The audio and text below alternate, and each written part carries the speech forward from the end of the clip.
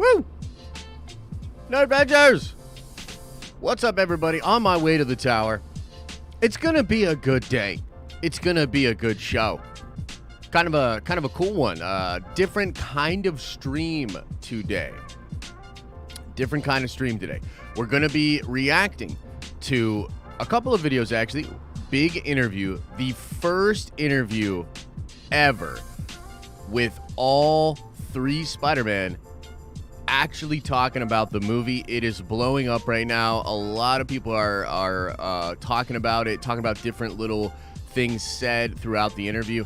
It's a big group hug. It feels like a lot of the same love that was poured into the movie is very much apparent in this interview. It's a very cool piece of content. So we're going to break that down. I watched a little bit of it, and then I was like, whoa, I'm hands off this. I will react to this with the Nerdvengers live. We'll do that later. On top of that, very interestingly, there's some footage of the 1313 Boba Fett game, unreleased. And I want to watch that together, and I want to break that down. And we will talk a little bit about Book of Boba Fett and what's going on with Book of Boba Fett and where we're at with, you know, the Mandalorian kind of coming in and, you know, all of that kind of stuff. There's also some just other updates just in general that are going on. And I want to break that down as well. But, yeah, man, it is, it's going to be a good stream. I also have another random thing I want to talk about in a second here. I'm pulling it to the tower. I'll see you in a second.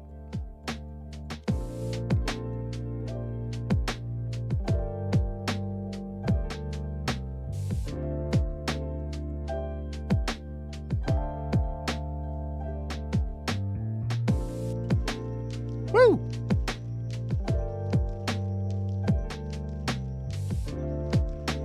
Oh, yeah. We're doing it. Oh, shit. She's finally going to use his GameStop gift card to get a Black Series Darksaber. Let's go, bro. Let's go. Let's get it. Let's get it. Man, can you believe we're almost to the point where we're going to do another giveaway for another $200 GameStop gift card? Yeah, if you didn't know, we do that every month for a lucky Nerdvenger member. And it's almost the end of the month, man. I can't believe it. January flew by. Things are crazy right now.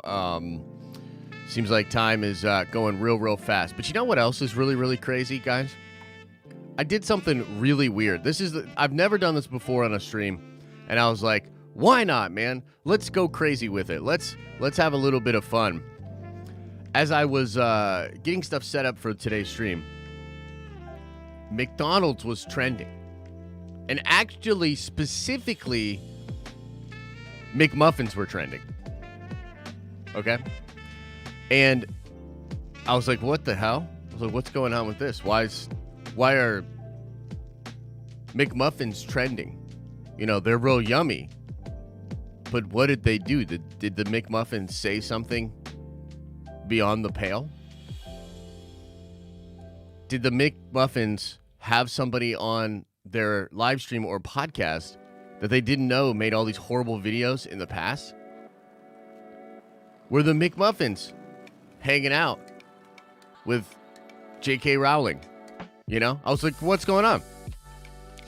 So it turns out the reason Mcmuffins were trending was because there's some kind of hack where if you take a hash brown, a McDonald's hash brown, and you put the hash brown in the McMuffin, it's like the best thing ever. And it's real crazy. And so I ordered some egg McMuffins. They're on the way to the tower right now.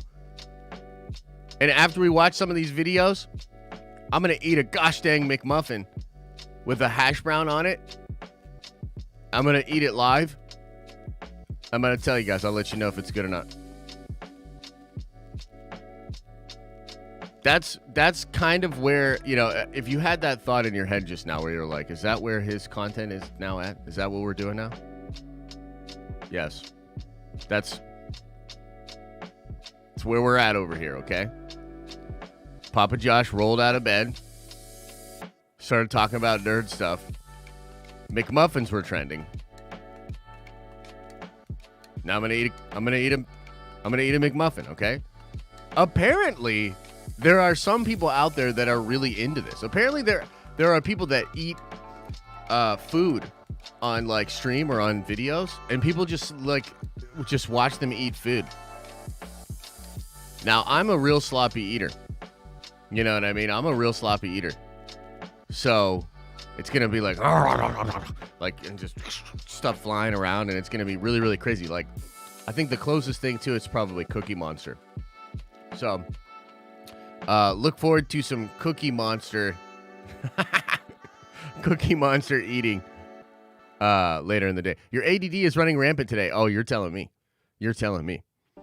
Anyways, guys, let's get into this Spider-Man stuff, man. It's kind of a long video, so I don't even know fully what the strat here is. We could technically go 2 times speed, maybe when the guy's like asking his questions or whatever. But this is a half-hour long video, and with my commentary over it, it's going to be even longer. So I don't.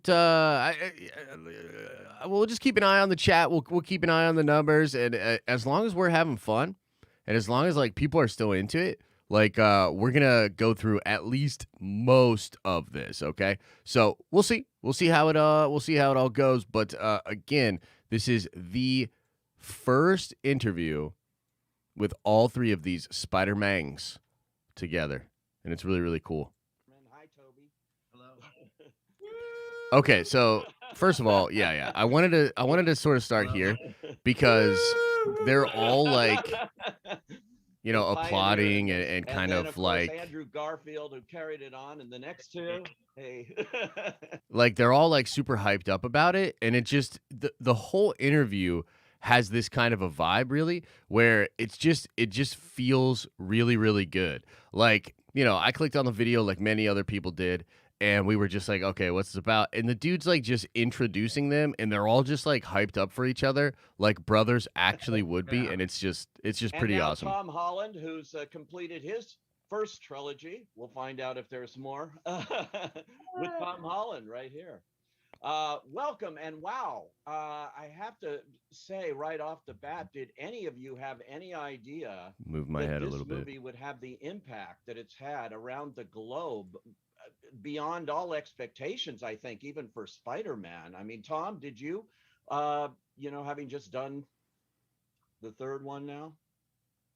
I mean, I think I always knew that this film would be loved around the world. I didn't think it would be quite as massive as it has been. One of my favorite things to do at the minute is to go online and watch fans' reactions to you guys coming in. That one scene in particular. I don't think I could ever have imagined it being so well received by everyone. So no, I mean, I guess I had an idea that people would love this movie, but in no way, shape, or form could I have thought it was going to be as big as it has been. And it's been, only the last couple of weeks if I sort of really come back to reality and come home and started to. I don't know. I kind of feel like they knew it was going to be that big. I mean, especially like as they were watching, some of it early on. Volume up. Okay, right on. I got the volume up. Face real world problems. And it feels like we've been on some sort of really weird dream. It feels really strange. It does in a way, but it's so exciting. I had the advantage of being at the very first press screening, so to me it was brand new, which is the way anybody should see a movie. And when Tobey and Andrew come in, that audience reaction was like nothing I've experienced in a long time, and especially now in the age of COVID. It's so great. This movie seems so needed to. Yeah. I totally agree with his sentiment here. Like in the age of COVID, and it just felt needed. It was really cool to experience that in the theaters. We're several weeks removed from it now, but I can still recall what that was like, and the experience of seeing so many people out for the movie theaters just in general was kind of cool. Like, I don't know if you guys have had this experience, but I've had an experience where even like going into a restaurant or a mall and like seeing people in there, and like commerce and cheer and all these different things. It's like cool. And I was like, oh man, that's giving me a good feeling. That was really going on with this movie as well. But then the actual theater experience, like when they come out of the portals, like, dude, people freak out. Like, people freak out about Andrew.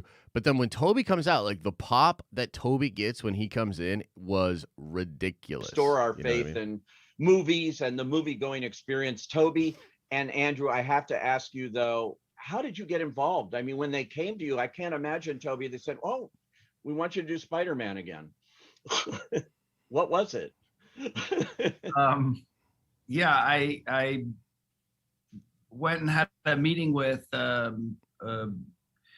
Amy and Kevin, Amy Pascal and Kevin Feige, and had talked about, they sort of just, you know, teased it. I think Amy was like, we'd love to talk to you, and you know what this is about.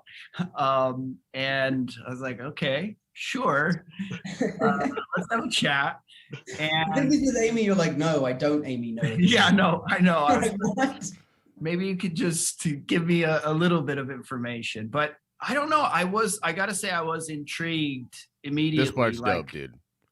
in that conversation, the intention, the kind of love and celebration of these movies and what it meant, I think, to Amy and Kevin was apparent. And to me, when artists or, you know, people who are steering the creative process have a kind of authentic, genuine intent of celebration and love, it just was so apparent in both of them that, I don't know, I just wanted to join that. And I'm a big fan of Tom and those movies and Yo, so okay, we got to talk about this because this is being picked up by a lot of different people, and you know, there's a couple of other things in this interview that are being picked up on and you know, made into articles and et cetera, et cetera. But it's just really cool, kind of what he says here.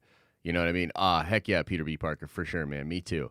And he's saying like that the genuine love and their want to do it for the right reasons and to be like, because the way I think of it is like kind of, especially Kevin and maybe Amy more so nowadays, like I almost feel like Kevin has sort of pulled this element out of her a little bit where they're really like kids, like they're really like kind of kids, you know, big grown-up kids that want to do these fun things, you know what I mean? And they've accomplished these incredible things.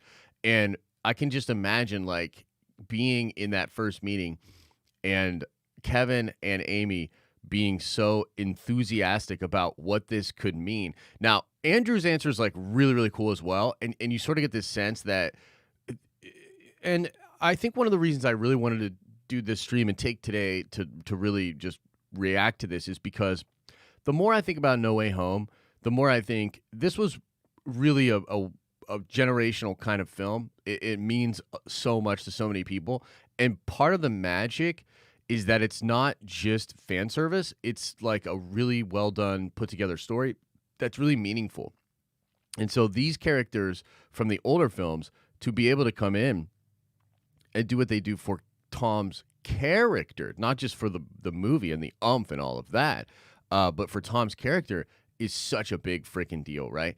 And so Toby's answer of this is just so cool. And I think it's one of the reasons. And Dallas, welcome to the Nerdventures. You are a Nerdventure now at the Prime level. Thank you for the support, man. Make your way around the tower. Get comfy. Feel that Nerdventure power within. But, yeah, man, it's just so cool. Like, I think this is really part of the magic behind why Marvel is able to do what they do, why Feige is able to do what he does. And he is able to approach people like Toby and say, instead of being like, here's what we want to do, here's the paycheck, he kind of is like, this is what I want to do for your character, and this is why it would be so cool, and this is why fans would go absolutely nuts for it. And I think that that's really what it was, because the real untold story of Spider-Man No Way Home, and I don't know how much this will be told in the interview because I haven't watched this whole thing. These guys both worked for like about 2 weeks. So Toby and Andrew like worked for about 2 weeks and made $1 million each, from what I understand. Maybe Toby made a little bit more or whatever, but essentially like $1 million for 2 weeks work ain't bad. But it's still, if you really think about it, it's really not that much money and or time. the determining factor, like if you would have, like another producer might not have been able to get that done. But because Amy and Feige made it A, super easy for these guys, but B, feel in service to the story, not only for Tom, but for their own characters and sort of a, something for the fans. Like Andrew, so he goes on to talk about like closure and stuff like that. Yes, It's I was crazy. also going, well, what are we going to do? Right. What are we going to do? Exactly. And that was a bit mysterious. I did appreciate what was shared, but it was really about getting together with these people and revisiting, what was part of my history and getting a chance to like come together. And there are personal things too, which are kind of resolutions or a way to revisit and I'm not quite sure how to put it. It's just to get back into that, and I don't want to say like close the chapter, but revisit and have certain resolution. Okay, so that's really, really interesting. And a lot of people are picking up on him saying this because he says, like, I don't want to say close the chapter, but revisit things. Now, after we get done, like, looking at this, we're going to actually look at some evidence. And yeah, it's a rumor, but some sort of evidence and rumorage that Tobey is going to do more. And Tobey may well be in Multiverse of Madness, rumor. But what he's saying here is really interesting. If you really look at what he's saying, he's being, I think, super fucking genuine and authentic about this, where he's saying, like, it's partially because of the passion, and their enthusiasm, and they generally wanted to do the right thing. But there's also a personal element to this, right? And that has to be addressed. And just join in this, like, loving, creative spirit. Yeah, it's amazing. What about for you, Andrew? I thought, well, with Super Tick, cool. Tick, Boom and with the eyes of Tammy Faye, we've seen a lot of Andrew Garfield in fantastic performances this year alone. When I saw this movie, I wasn't expecting a third one on that, and amazing to see you back in this costume and this franchise. So for you, what was it like going back? Well, I was just waiting to see if Tobey was going to do it, and if Tobey was going to do it. Yo, that's some real ass shit though. Remember we talked about this, and I know I think Trev's comment of something like, well, maybe Tobey didn't get the bag. We can maybe talk about that later. I actually believe it may have to do with opening up of other things contractually and options, right? But we don't know for sure. A lot of this is hearsay. But the thing that's really interesting to me, and like you guys know, like if you've been watching for a while, like I love this whole process. I love all of it. I love the fact that we were talking about these rumors over a year ago. I love the fact that initially we were like, well, it's kind of hinging on Tobey. That's what we're hearing. We don't know. Like, Tobey's got a sign. Like, you know what I mean? And to hear Andrew kind of come out and be like, well, I was just waiting to see if Tobey was going to do it. It's hilarious.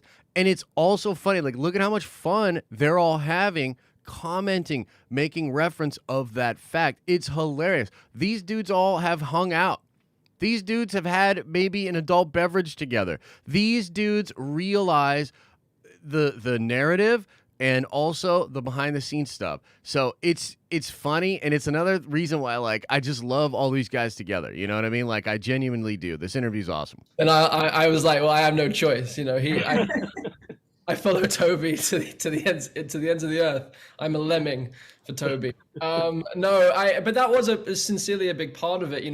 When I was approached about it, and again, in a similar way to what Tobey was saying, it was like, oh, the intention feels very pure here. It actually feels like a great creative idea and a great creative story. It wasn't like they were just asking us to come and say hi and then leave again. Right. But actually have our presence being in service to Tom, being in service to Tom's journey and where he is as Peter Parker, and how I love the destiny feeling of the multiverse expanding in this film, and actually that without Tobey's Peter and Andrew's Peter being present for Tom's Peter at this very moment, he may not become the Peter Parker that he's supposed to become. Yeah, I love that there's and that maybe he would have lost his girlfriend, and that maybe he would have gone down a darker path if Tobey hadn't have given him that kind of mentorship moment, that better angel kind of moment. Right. So it was those things. I get chills thinking about it even now.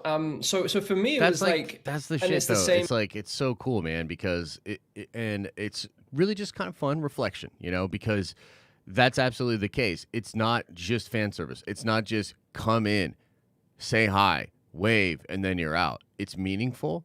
And I think that's really an important part of the formula and why it works so dang well. And it's just, again, it's really, really cool to hear them talk kind about of it. Judgment call with any script or any film. It's like, is this a story worth telling, and do I want to work with these people? And it was a big double kind of capitalized and that's yes. the thing, right? Like he's saying it again and again. Like that's the thing. It's like, do I want to work with these people? Is this a story worth telling? That's probably the two main key factors for an actor. Of course, money and agents and all that sort of stuff get involved. But that's the whole deal, right?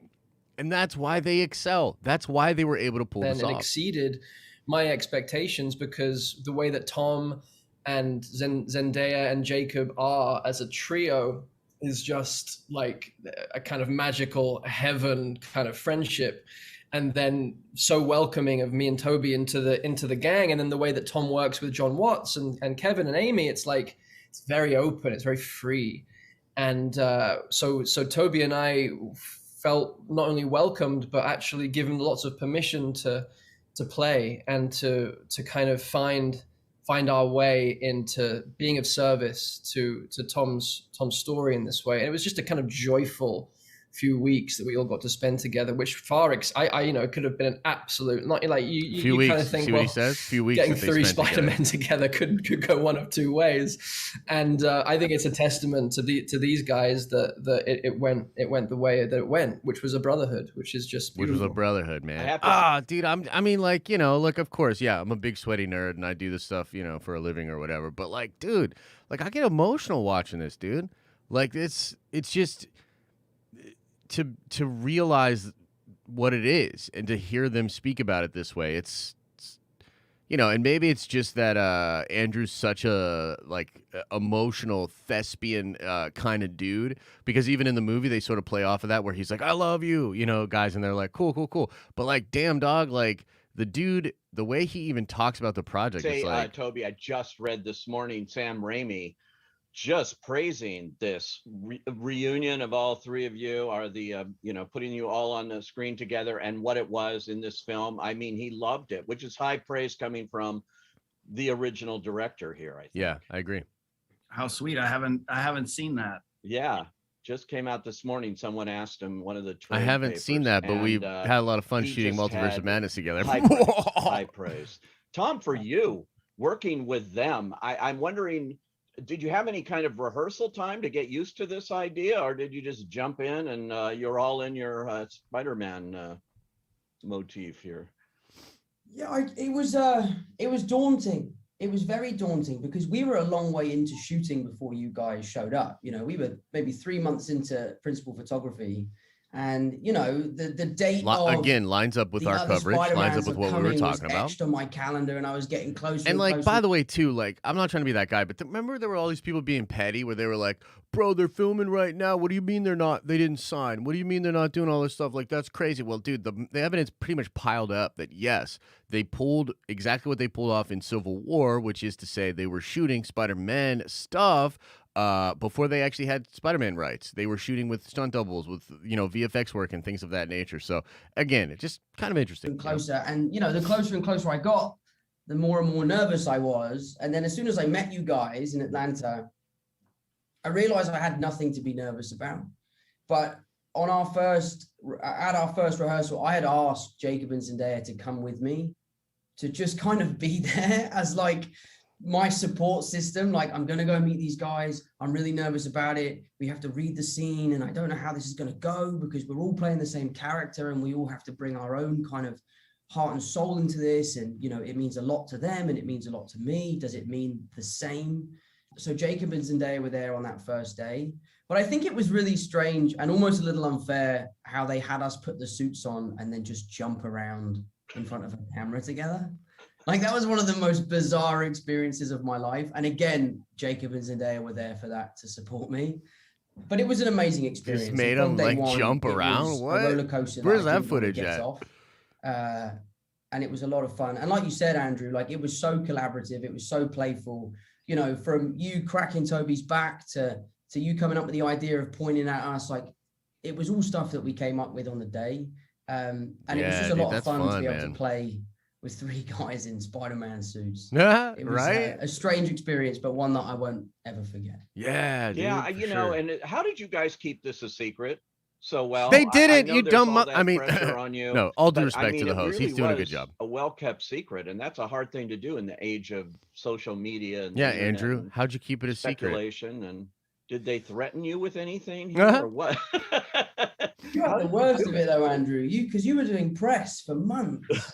Yeah, dude. Yeah, like Yeah, Out there, dude. man. I'm like out there, and everyone's like, "Why is Andrew Garfield on a press tour just denying Spider-Man?" Like, Yeah, Toby's like, dude, I was out. I didn't even do press Like, look at this before stuff. or after. So yeah, I'm no, about to I leave this definitely interview. think I had the hardest time. you had the worst part of it. Yeah. Thrust into the world just like coincided with having to lie for the sake of that audience reaction. I think so, and I know, you know, I equate it to like, you know, when you're organizing a surprise birthday party for someone that you love, and they keep saying, mate, just tell me I hate surprises. You know I hate surprises, but deep down you know they will love the surprise.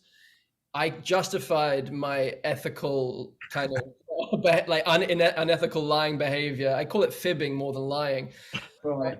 It was I kind of enjoyed it. It was quite fun. And it felt like a game of that game Werewolf or Mafia, where you know you're the werewolf and you have to convince everyone that you're not. So I kind of like turned it into a little bit of a game for myself.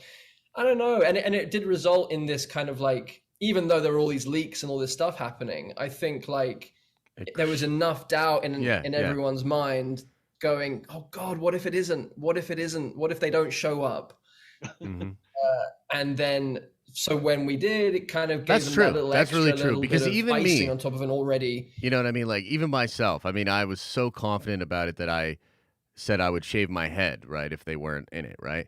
But even me going into it and everything, you know, there's that little bit of doubt. I'm like, well, Marvel hasn't technically done it. We still haven't technically, you know what I mean? So it's like that you know, amount of doubt, and for some people that was enough. That was enough for them to be entirely skeptical. You know what I mean? Incredibly deep. Like I watched the movie with Toby for the first time, and I was in pieces. Like this is a deep movie. This isn't just fan service, which, you know, it partially is, but like this is a movie that is about a coming of age, like an acceptance of loss, acceptance of death, taking responsibility for your gifts, and like I was torn open by the journey that Tom went on, and that he was having to. It was just like having to split with his girlfriend and his best friend and sacrifice that in order. It's classic Peter Parker, but it felt totally fresh and totally reimagined. Like his origin, like Tom's origin story was happening in his third movie rather than his first. Like there's something so profound. So the film, I feel, stands alone without me and Toby showing up. I hope we enhance it, but like I think John and Tom have made just something actually that is exceptionally moving, especially for young people. You know, I think it's a beautiful film. You know what's funny? Yeah. I actually think it's more moving for older people. Now, not to say that young people don't get a lot out of the film, but I kind of feel like this one was actually for us guys, because we grew up with Toby. We went through the Andrew stuff. You know what I mean? Like, I don't know. And I was sort of thinking about this when younger people, like, you know what I mean? Like down the road, watch this. Are they going to have the same impact? Like, is it going to be the same thing? I don't know. I almost feel like you don't. It almost feels like this movie is so specific to its time. Not to say it's not going to be incredible. As Andrew just said, it stands on its own. It stands on its own. It's a really, really good movie. But the Toby and Andrew of it all, which to me is like, that's the whole formula. It's like so good when they're together. I really do feel like that's enhanced by having grown up with Toby, having watched the Andrew stuff, having this kind of idea about how studios and how this all works, and kind of the disbelief that this would be possible, which I think created the enthusiasm to make it possible with Amy and Kevin. I really think that this is kind of a unique thing for folks that have, or at least old enough to have gone through all of that in sort of real time, like a real merging of worlds. You know what I mean? So it's interesting that he says that about the young people. I actually Tom, disagree it with is that. highly emotional. You have those close-ups of you know, with Aunt May, and then beyond, and the whole coda. You know, if you haven't seen the movie, hold your ears, because that ending is really touching. And it's unlike what we've really seen before touching, for sure, in the Spider-Man universe. So to play that must have been emotional too, I would think. Yeah, I mean, it was emotional.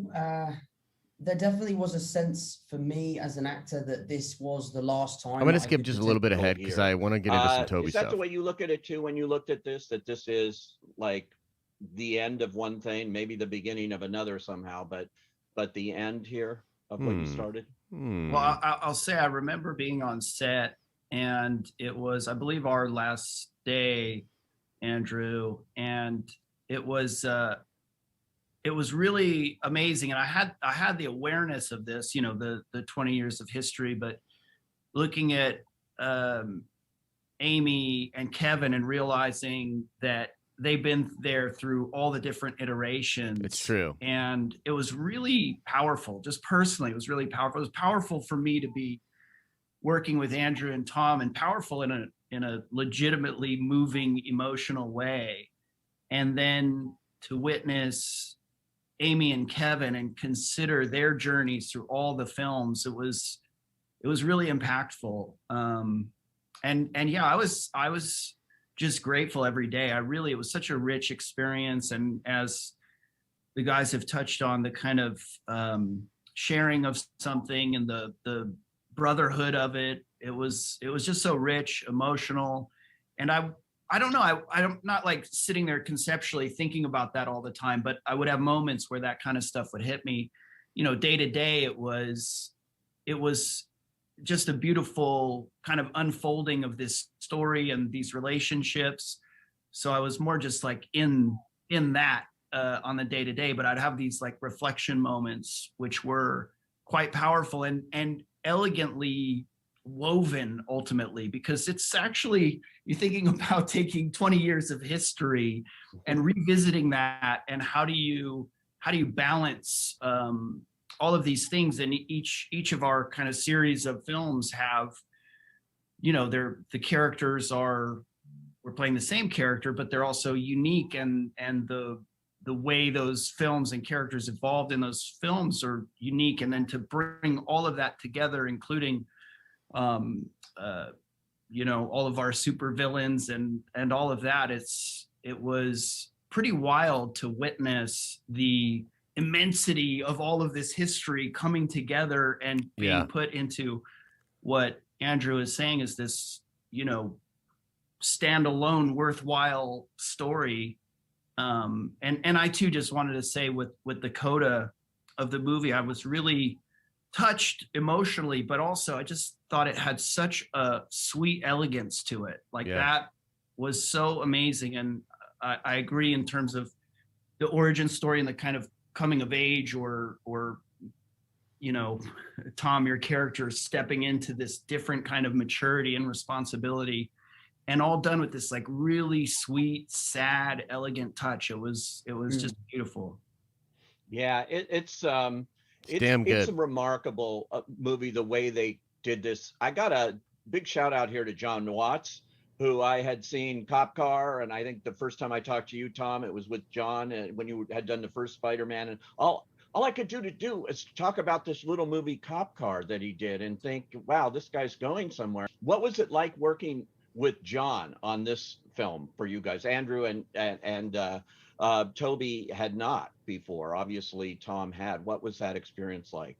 It's so funny because what Tobey just said about the kind this of... is the last one we'll watch, and then we'll... in those moments of awareness where you realize that we were bringing in 20 years of history and then some into a frame every day.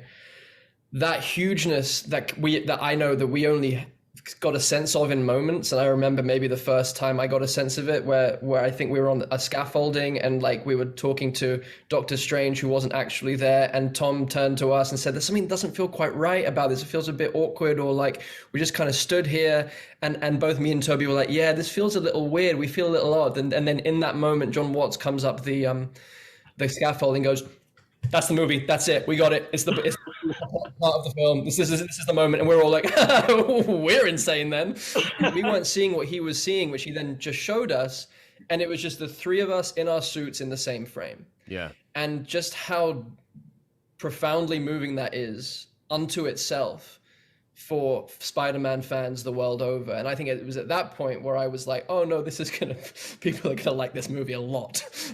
You know, like, or this element of things. But in regards to the bigness that Tobey was talking about, it also mostly just felt very small. Like we were making Cop Car, like we were just doing an independent Spider-Man film. And that's why the tone of these films that Tom and John have created together feel like a Michael J. Fox, John Hughes, indie 100%. kind of small details, awkward, beautiful humor, proper, deep, intimate love stuff with huge scope, but like at the essence of it is just pure heart. And that's what it felt like with John. It felt like I was just so overwhelmed by how unperturbed he was by what he was trying to achieve. Like it was so big objectively, but his calmness, his ability to allow actors to improvise, to play, and then for him to throw out wild ideas in the mix, to let takes run and run and run, to give us time to really find what we were doing and to go down the wrong path to then find towards the new path, the right path. I was just incredibly impressed and actually just really grateful for the experience with John. He's someone that he's a real actor's director, and that is especially hard to feel in the midst of the machinery of a film that does have this scope. And I know that Tom will be able to talk to that even better than me. Yeah, Tom, that's quite a collaboration you've had for the last 3 films with him, and he's done a really interesting job. All right, one more Tobey answer. One more Tobey answer, and then we're out, okay? The costume design, it's, iconic. What was it like getting back into that suit? Just a little more Tobey, okay? Well, everybody calm down. Once you get through the process of, really peeling it onto your body, it was, I don't know, a lot of things. It was uncomfortable getting it on, and then it's a goof, and then it also has a sort of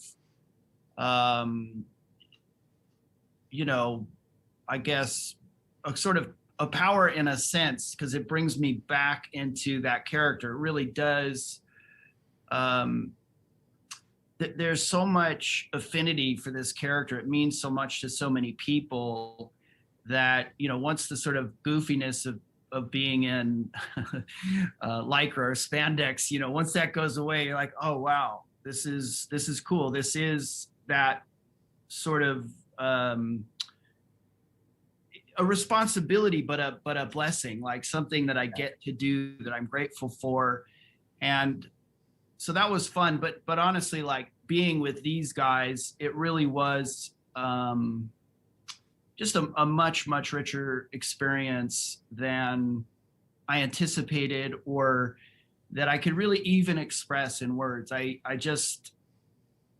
know that's not the question about the suit, but the suit is, it just, to get to be there with these guys in their suits, and whether it was like dancing around or playing around in scenes and improv. Spider Bros, dude. Watch the last question for Tom. This is about his future. Okay, we'll watch that. Might as well at this point, huh? More Spider-Man? I'm going to try to get a scoop here. I think he throws cold water on it, right? He's like, nah, I don't know about that, right? The truth is, the truthful answer, and I've done a whole press tour where all I do is lie. Yeah. The truth is, and you're not going to like the truth, I don't know the answer to that question. Yeah. I don't know the answer to that question. This film for me was as special as an experience could ever be. sharing the screen with these guys. You know, playing Spider-Man can be quite an alienating experience because, you know, we're the only three blokes who have done it. So to share that with you two, and for it to have been such a wonderful experience, of which I have such amazing memories, I don't know, there's part of me that feels like it's the perfect time to jump off the building and swing off into the sunset and let the next lucky young kid come in to don the suit. I know Toby's I love like, this "But we're character, and I shooting know that shit I am not together ready to say for the goodbye. future. What the But fuck? if it is time for me to say goodbye, then I will do so proudly, knowing Yeah, that he is I've British. achieved everything I wanted to with this character. And sharing it with these boys will be forever one of the most special experiences of my career. So if it's time, it's time. If it's not, it's not. But at the moment, I don't know. Well, Okay, he signed a big contract. Look, I'll spoil it for you. He's lying once again. He signed a big contract, and we're getting more of it. Now, let's continue. Now, first of all, like, by the way, I was kidding. I don't know that he signed a big contract. I think he probably will. And I think we're gonna get more of him in the MCU as Spider-Man, but yeah, who knows for sure if he is if he's being 100% truthful right there. It's interesting how, I mean, maybe he is. Maybe he's being truthful there. He hasn't signed and there's all this pressure and whatever, but he hasn't really figured it out. Now, look, I just think, again, that interview is so cool, and the whole Spider Bros idea and seeing these dudes together, it's awesome, man.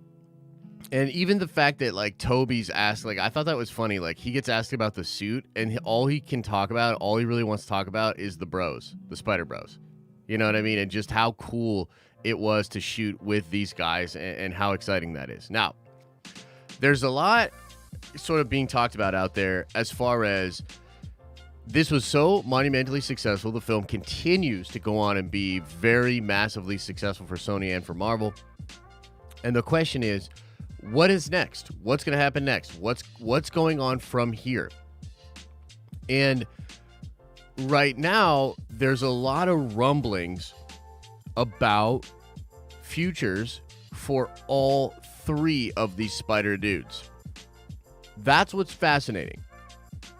When it comes to Andrew Garfield, the current talk of the town is that he's interested in coming back. He's actually mentioned in interviews that he would come back if the story was meaningful. And I think that when you look at what just happened in Spider-Man No Way Home, it really does the character so well. It's in service to the story, and it's so meaningful for all of these Spider-Man together. So I think that here's what's really cool about that shit. What that essentially means is they're locked and loaded and ready to go. If you can recapture some of the magic, if you can recreate some of the magic, they're down. And that's exactly what they should say. Because they're not, I wouldn't be willing, especially after such a monumental epic thing like this, to come back unless it was just as meaningful, just as epic. Luckily, via the multiverse and via Secret Wars and via some big ideas that they have in the future, there is actually a path forward for all of this to come together in meaningful ways. Don't 100% know if it's going to, but there is evidence that they are talking to these people. You know what I mean? A lot of scoopers say, Andrew, yeah, he's going to come back. The latest bit coming in from, I think it was My Time to Shine Hello, said that Sony is hella interested in bringing all three of these guys and doing a movie from start to finish with the Spider-Man. That would be your live-action Spider-Verse movie. And I think that we all sort of saw that as a possibility, but I think especially given the incredible success that No Way Home has had, I think it is possible. I think it is possible that you get these guys together for some big epic story, you write something awesome, you make it really meaningful, and it's also got to be crazy AF. Now, you're going to have to back the money truck up. There's no way they're doing it for $1 million. You're going to have to really pay them all top tier. But wouldn't you do that? Like, let me just throw this out there. Let me just throw this out there to the chat, and we'll see what you guys think. How, I mean, if they made a Spider-Verse movie with all three of these dudes, starring all three of these dudes, you think that movie would make $1 billion? Yes or no? You think that movie would make $1 billion? You think it would be worth it to pay all of them like upper echelon money? Like, even if I don't even think Tom makes like 50 million, he might now, but even if they all got paid $50 million, which is crazy town, that would be insane. That's $150 million just for actors. It would be one of the most expensive movies ever made. But even if you did that, the movie's gonna make $1 billion, like easy. It's almost it's a fadeaway jumper that you don't even have to look at. It's a fadeaway look away from the hoop, you know, that kind of solid. So there's sort of like rumors and discussions and conversations that will be going on. As far as Tom Holland is concerned, the rumor is, and this was sort of established in some of the articles we read, rumors we covered, and even interviews that he talked about, it seems like Miles Morales is very much on the table for what they're going to do with Tom Holland's Peter Parker. And let me actually try to pull up. There was recently a couple of articles done about this. See if I can find the one. But it really does seem like Miles and another trilogy is in the works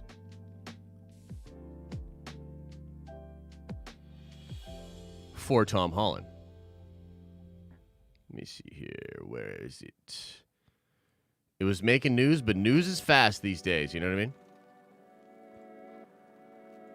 Here, I'll leave this up there. Say what you will about My Time to Shine. Hello. The Schiller, the greatest NFT Schiller I've ever known, but that's her comments about wanting them all together. Where's the Spider-Man Miles Morales thing? See if I can find this.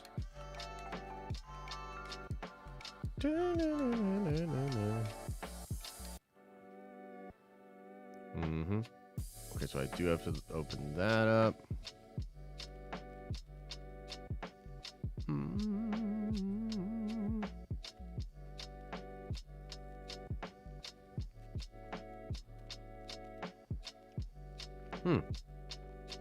Wonder where it's at.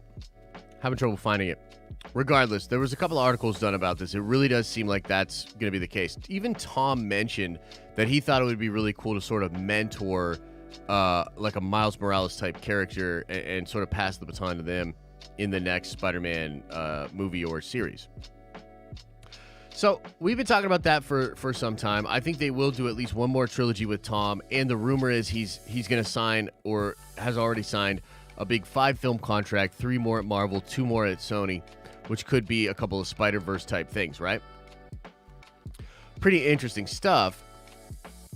But when it comes to Tobey, the evidence is beginning to mount that Tobey will be in Multiverse of Madness, okay? Now, I touched on this in a video recently. I wanted to kind of show you here. We don't know for sure if this means anything. It's Rumorville City.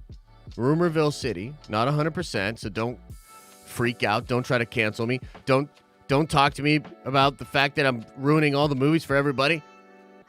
Everybody relax. Everybody relax. Okay. So this right here, the internet detectives were pretty keen on figuring out.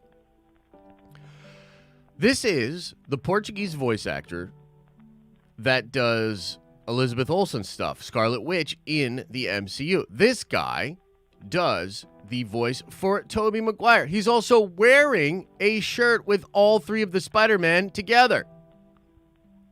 This was posted on her Instagram story several days back. 2 of them working together. Good things are coming. Okay? Now, when I heard about this and I reported on it, I was like, okay, seems pretty likely that then, yeah, Tobey would be in the movie in some way, shape, or form. You know, that's cool. But who knows for sure? Well, apparently, on the newest episode of the Diz Insider podcast, they said Tobey Maguire will be in Multiverse of Madness. They don't know if Andrew Garfield yet, but assume he will be in it.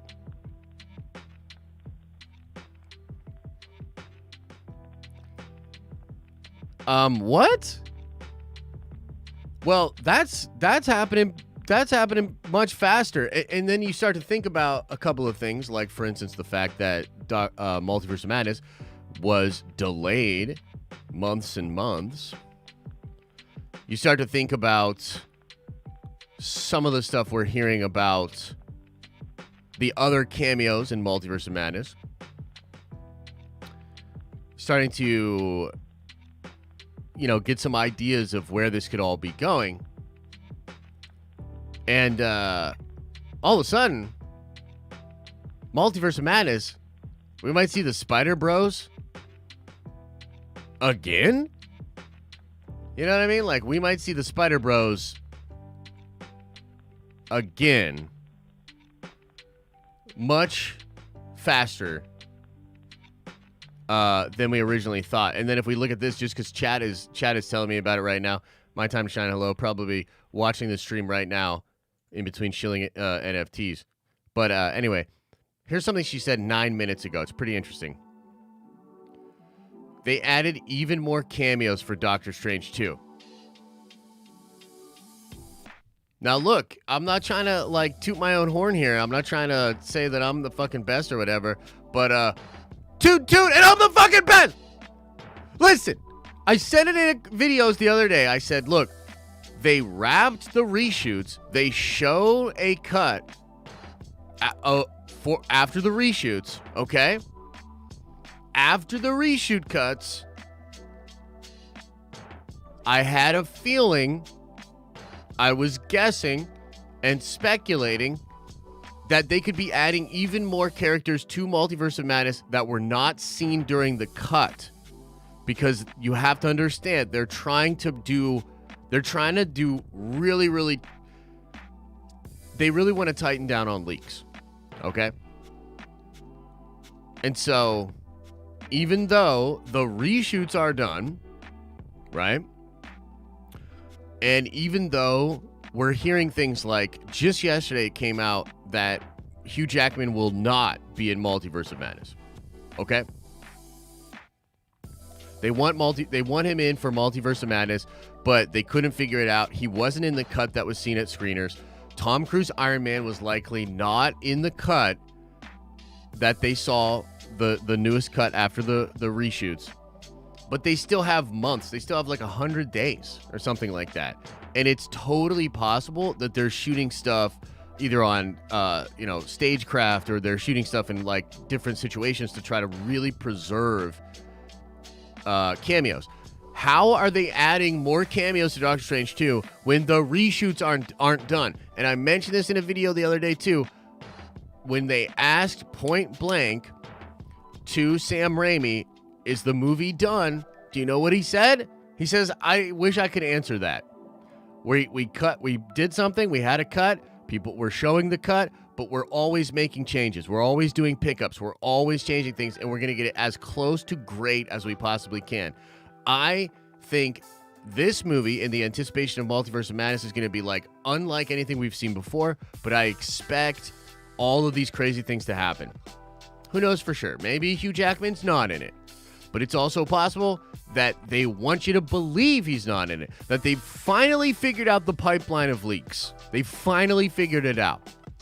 And they can then put out a screening that's missing elements from the movie, and they know that the leaks coming out from that screening are going to cover up what they're actually doing behind the scenes. I don't know for sure. We're speculating here. But that's pretty crazy. That's pretty crazy. Oh, what? Are you tweeting in real time? My time to shine? Are you literally watching this stream and tweeting in real time? Look what she just said. They want other Fox characters to return for future projects. And then literally she says here, no Josh from Den of Nerds, Hugh Jackman, he really doesn't want to come back. At least not now. So like I said, Hugh Jackman probably not in it. Thanks for that. Anyways, pretty interesting stuff. They want other Fox characters to return for future projects. I actually anticipated this as well. I mean, I think that's going down, man. I have a whole working theory on what they're going to do with X-Men and multiverse and stuff like that, but it's pretty cool. So let's keep talking shit and see if My Time to Shine will tweet something else. Much love. Much love to you. Much love. Okay, so that's all that, right? Pretty fascinating. We can talk about it. We can get into Q&A and all that sort of stuff. Did I see the Secret Invasion leak? Yeah, I did. I would love to make a video about it later. I would love to make a video about it. Yeah, My Time to Shine. Hello. Tweet something directly from the chat so that we know. For God's sake. Okay, let's watch this. And let's talk briefly about The Mandalorian Season 3, Episode 1. I mean, The Book of Boba Fett, Episode 5. I'm thinking about doing a whole video about this. You guys let me know. Look, I'm gonna end this poll.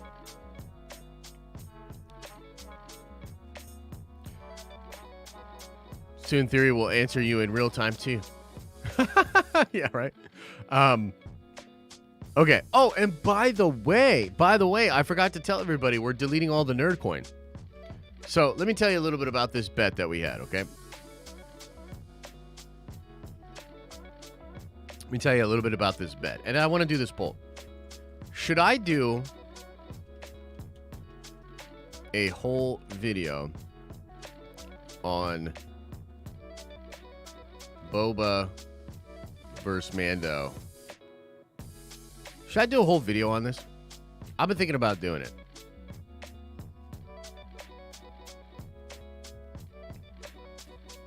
I'm not going to delete it. Relax, I'm joking. But let me tell you about this bet. It was before Boba Fett episode 4. Or maybe it was afterwards. Whatever. We were watching Boba Fett episode 4 in the watch party. And I said something. It was so benign. All caps rage. Right. Okay. So I said last week, I was like, dude, oh man, there's this really crazy thing that I kind of heard. Like maybe he'll be in a N1 Naboo starfighter or whatever. Just casual. I didn't even really like focus on it. I just kind of casually let it out there. You know, sometimes I say stuff like that where I'm like, you know, I heard this, or like, wouldn't this be cool or something like that? And then I forget who it was. I wish I could. I might go back and try to. I'm not really going to go back, but I'd love to know who it was. But somebody in that chat said something like, yeah, right, bro. No, please, Josh, you clearly, you're losing it. Hey, yeah, right, bro. Get your shit together, bro. You're crazy, bro, or something like that. Like, however it was worded or whatever the person said, it fucking pissed me off. Okay, it pissed me off because the attitude was something like, bro, like, yeah, okay, dude, trust me, bro, says that shit. Okay, bro, yeah, no, good on you, bro. Oh man, I got pissed, and so I said, okay, motherfucker. I'll make y'all a deal right now. Here's the deal. If there's no N1 Naboo starfighter, because now I'm starting to get pissed, I'll give everybody 100,000 nerd coin. And everybody was like, oh. And I said, but if it does show up, I'm going to delete all the nerd coin. And everybody was like, dude, do it, bro. Come on. Prequel era ship showing up in Mando. You're crazy, Josh. Let's do it. I'll take that bet. And so he made that bet. And then we're sitting there and we're watching the episode Tuesday night or Wednesday morning or whatever, right? And we're watching it together. And I said, oh, okay, here we go. Here's he going to go to that ship. And at first he goes to the bus, basically. He's riding the friggin' bus. You know, and I was like, ah, man, looks like I'm gonna owe everybody all this money or whatever. And then, of course, like, you know, he goes to Tatooine or whatever, and she's got the N1 cruiser, and it was hilarious. You know what I mean? Yeah. That's funny, Moss. That's kind of an interesting take on that. I've seen some people have that take. Anyways, so yeah, obviously that did actually happen. It's pretty crazy. Even I was surprised, like for real. Even though, yeah, I had heard about it or whatever, I was like, wow, that's really shocking. I loved it. Thought it was so freaking cool. And yeah, it's probably not the best ship for bounty hunting, but I don't think Boba's gonna be doing much bounty hunting anymore. You know, I think, or rather, Mando. I think he's on a different kind of path. And yes, that little droid area is going to be where Grogu pops up, and it's going to be adorable to see them together. I also love how he, like, cleaned off all the yellow. Well, not all of it, but, like, most of it. And it's, like, kind of silver chromed out. Like, it looks like a hot rod, yo. You know what I mean? Like, it looks like a hot rod. And that thing goes, I mean, that... And I've said this like on almost every time I talk about this, I talk about this aspect of it. I can't wait for the toy! Bro, I haven't been pumped for a Star Wars toy in a long time. I mean, occasionally, like, they'll drop some crazy thing, and I'm like, yo, that's dope. That looks fun. But what I mean is, like, something that's new to Star Wars that I'm like, I need that as a toy. That N1 chromed out with the engine block coming out. Come on, bro. Oh, my God. Like, I can't wait. I can't wait to get my hands on that toy, bro.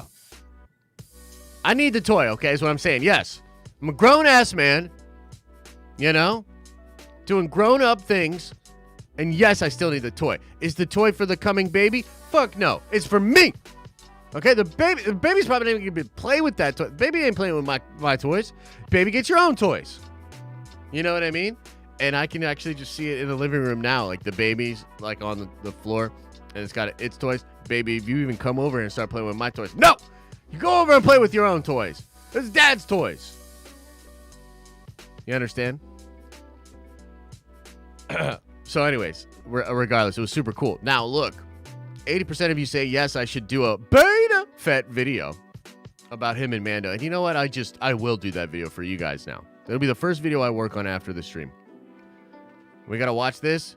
We got to get into some Q&A, and I got to eat a egg McMuffin in front of your face. That's what I got to do, is eat an egg McMuffin right in front of your face. The hell? Okay, it should be here. Well, this popped up, and I thought it was kind of crazy. This is footage of the 1313 game that was going to be starring Boba Fett. And let's just take a peek. You know what I mean? Like let's just take a little peek ski at what was going down in this game. I haven't seen this yet, actually.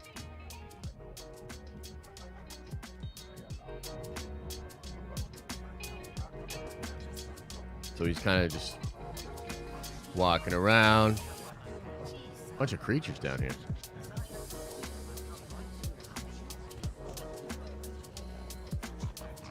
That was fun. Somebody fell into him like that. That's kind of crazy.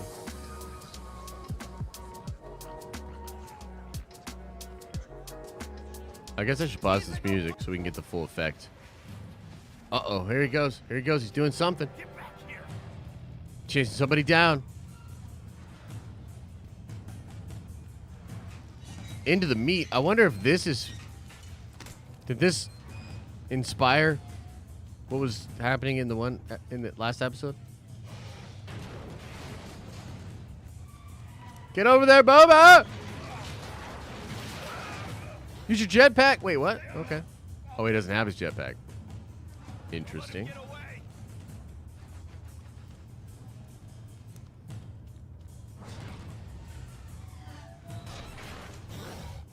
That's a Wookiee?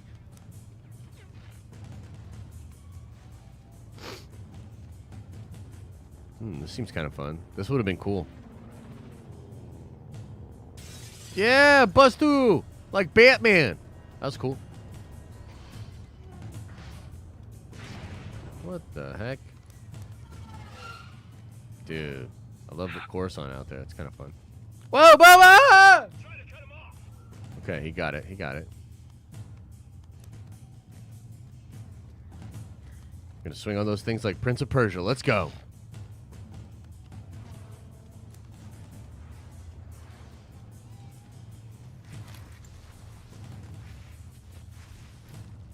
Whoa!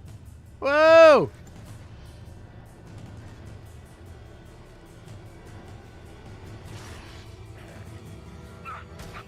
Oh! That seems kind of fun.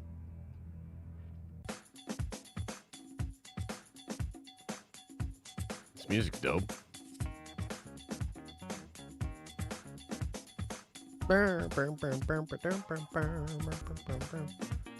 kind of fun. I'm not gonna lie, I expected maybe Boba to like blast somebody in the face in this video, and then I was gonna be like, see, video game Boba's better than the other one.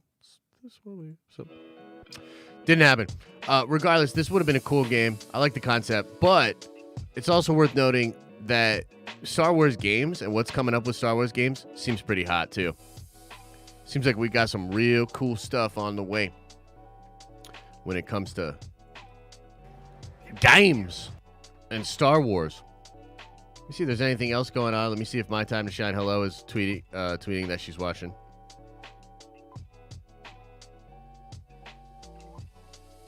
Yeah, Patrick Stewart is in. We knew that already. God. We know you're watching. That's nice. That's funny. Okay, so we're going to get into Q&A a little bit here, but I think what I got to do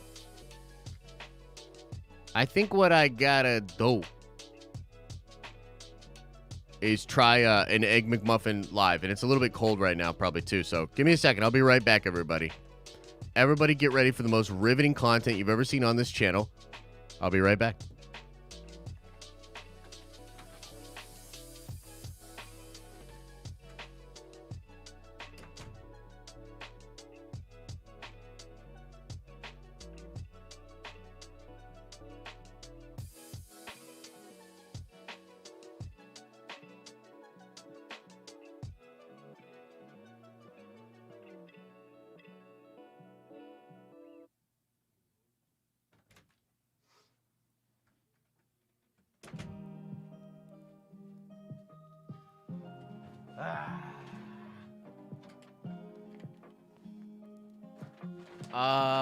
Shit.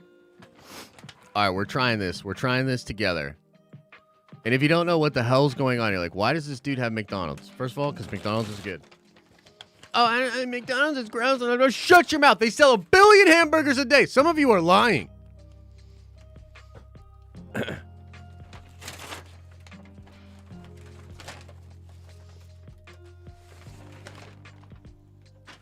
Okay, now the reason we're eating McDonald's live and this is turning into a mukbang or whatever the hell it's called. Oh, yeah. Is because I saw McDonald's trending. Or Mcmuffins trending. Okay? And we have the Mcmuffin here. And the life hack that I saw online is that you take the hash brown here. Okay, you take the hash brown.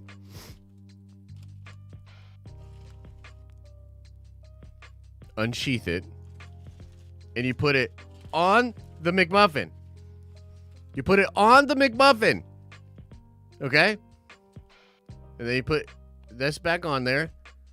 And I'm going to have a bite and do ASMR for like 10 minutes and then tell you how it is, okay?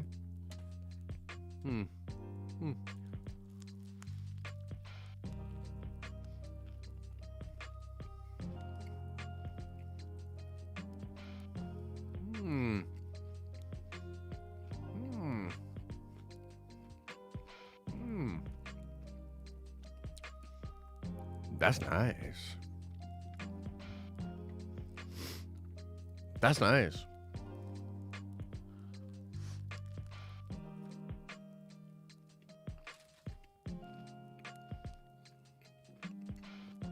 My God. Wow.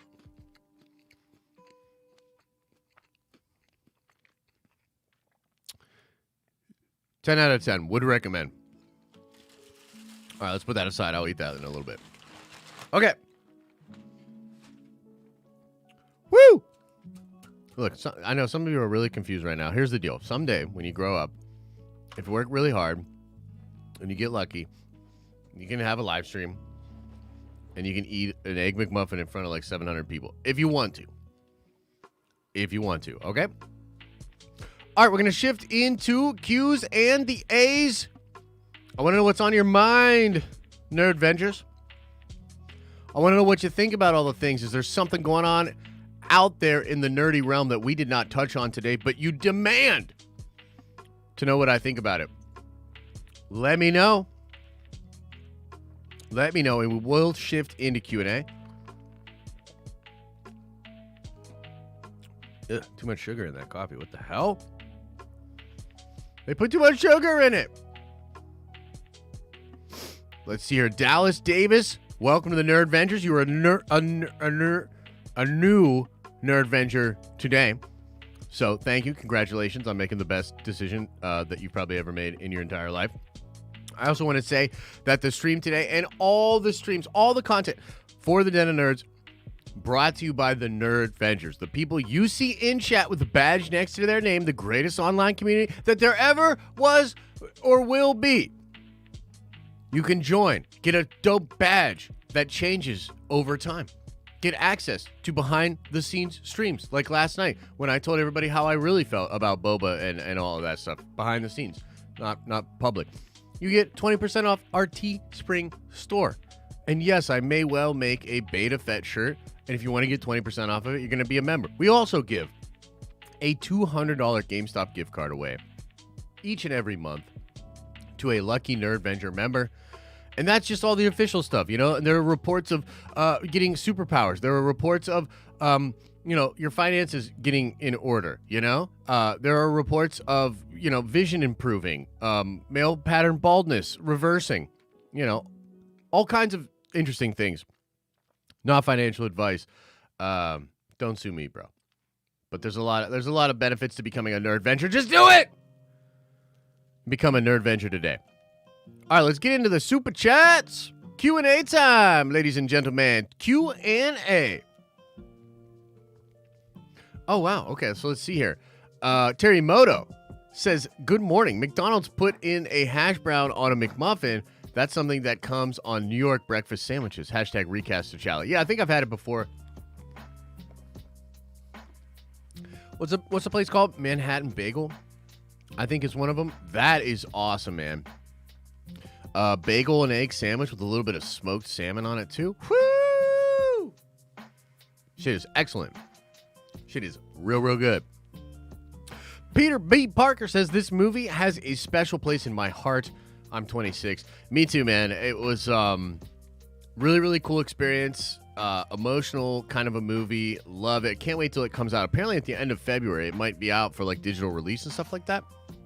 It'll be really exciting to watch it again at home, you know what I mean, and be able to check it out. And I just felt like that interview was great. There's a number of things that we could have talked about today, and I kind of just wanted to watch that interview and react to it together. So I assume that you enjoyed that, man, because I enjoyed it.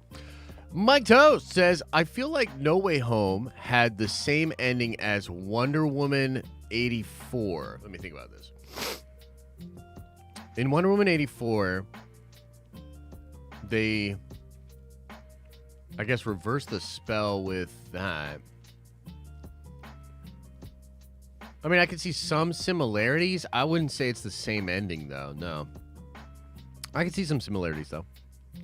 Wonder Woman 1984, I felt was tragic.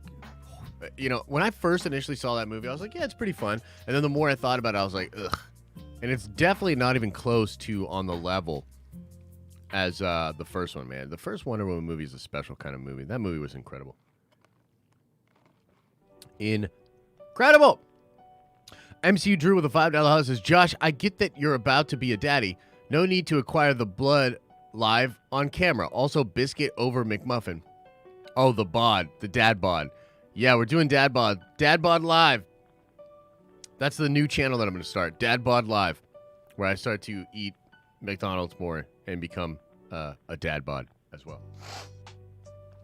Bad Doodle says with a $10 holla, very generous man, says, happy to start my birthday with the Nerd Vengers. Also, I was gifted a Black Series Mando helmet yesterday, and then Boba was a Mando episode? Anyway, take my money.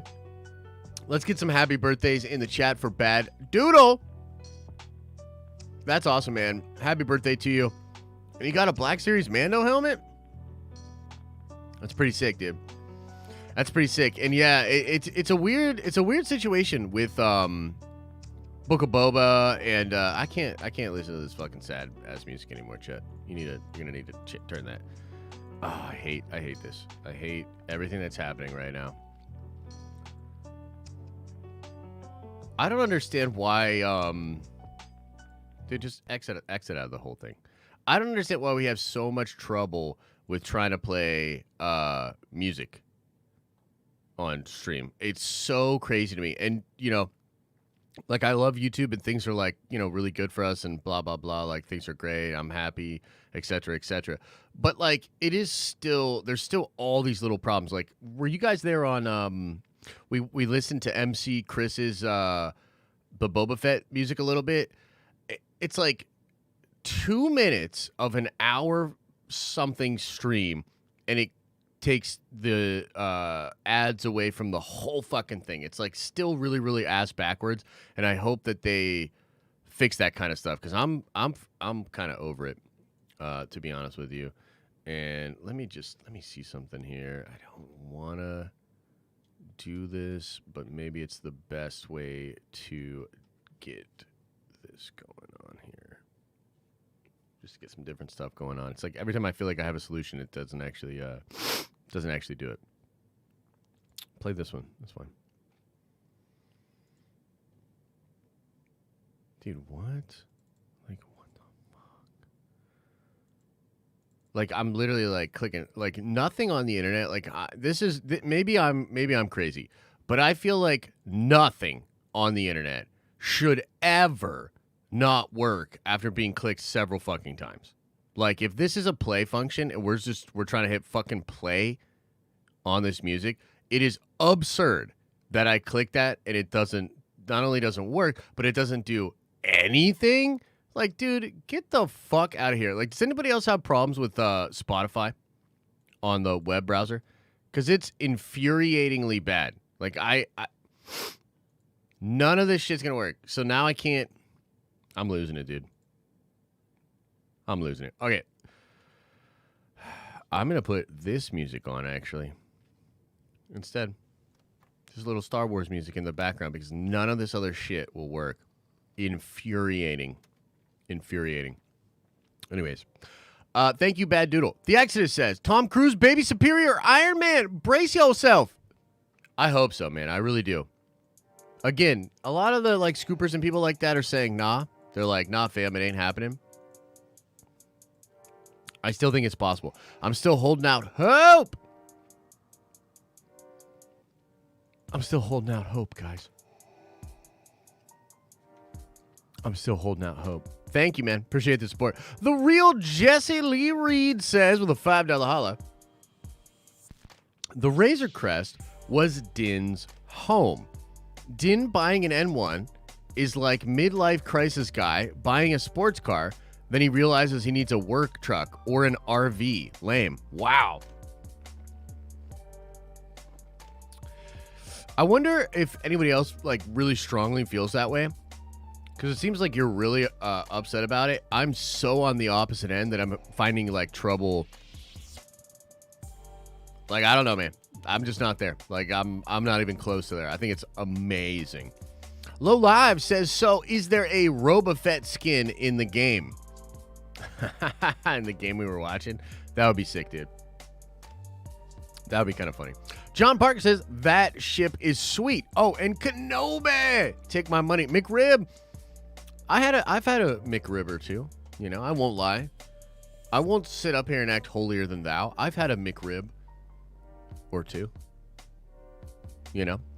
But yeah, it seems like John likes the ship. And yeah, dude, Kenobi right around the corner. Or maybe in summertime. Regardless, it's going to be pretty hyped up, dude. It's going to be pretty cool. Like, And again, maybe I'll get more into this in the video that I'm going to do, which is like, what the hell is going on with Book of Boba Fett? I'm not concerned about the show because, like, I don't even know if there is a show. You know what I mean? Like, that's kind of how I feel. It's like, I don't even know if I give a shit about Book of Boba Fett in totality as a show. Doesn't feel like it's a real show. It feels like it's half a show with half of another show that's really good. But I guess we got to wait and see. So, you know, who knows for sure. But I think that Kenobi's going to be much more well put together. And I expect like I wish all of live action Star Wars on Disney Plus looked and felt more like this episode of Book of Boba Fett, because it's not just a cool episode. The music cues, the lore, all of it. It's really on point. So, John Ortega with a $10 highlight said, I loved episode 5, but I wasn't a fan of the motor sticking out of the ship like a muscle car, even if it's badass. I just don't like it when Star Wars gets too close to our stuff in the real world. I don't know. Sure. I mean, maybe. I don't know. For me, like, again, like, I kind of think this is crazy. I'm just going to be real with you, John. I think that's fucking crazy. I think that engine block is awesome. And the ships have engines. It's not like they don't have engines. And it's not like it wouldn't work in space. You know what I mean? So I don't know, man. I don't necessarily get it. Maybe I'm so fanboying out about the ship that like I can't see the criticisms. I'm trying here. You know what I mean? And I obviously appreciate the support, but I think that's fucking crazy. You know what? We got to go to the poll. I got to know. I got to know now. Does everybody feel this way? Does everybody feel this way? Sup? Okay. Here we go. I'm going to do a poll. Sup with Mando's N1 ship. Love it. Hate it. Let's see. I just want to know. Now I'm like real interested. There's been too many super chats about this ship. I'm starting to get triggered. But before I get too triggered, let's find out. Am I the outlier? Does everybody else think it's a bunch of biggity bullshit? What's happening here? Did we lose all of our nerd coin? No, I would never do that to you. Papa Josh wouldn't do that to you.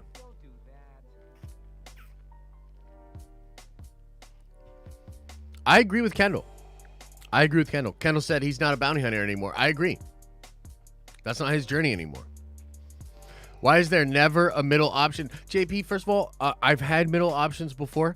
And I even thought as I was doing this poll, I was like, well, I could probably put a middle option in here. And then I said, no, let's trigger JP instead. But it's only because I love you. You know how you guys always try to trigger me? You know how you guys are always trying to trigger me? That one's for you. Just trying to, yeah, you see? You see, JP? You see? Not just JP. Jensen said, yo! Everybody's triggered. Awesome. Okay. So 93% of the folks that have voted thus far love the ship. So think about that, John Ortega. Jonathan Peter says, safe to see, but I bet you mean safe to say Omega isn't the armorer. Yeah, I'd probably have to agree with you there. I don't think that Omega is the armorer, but what is the deal with the armorer? She's really interesting. And one of the things that I've been thinking about, because I also want to do a video about why I think that Din Djarin is force sensitive, because like I really think that that's what they're doing.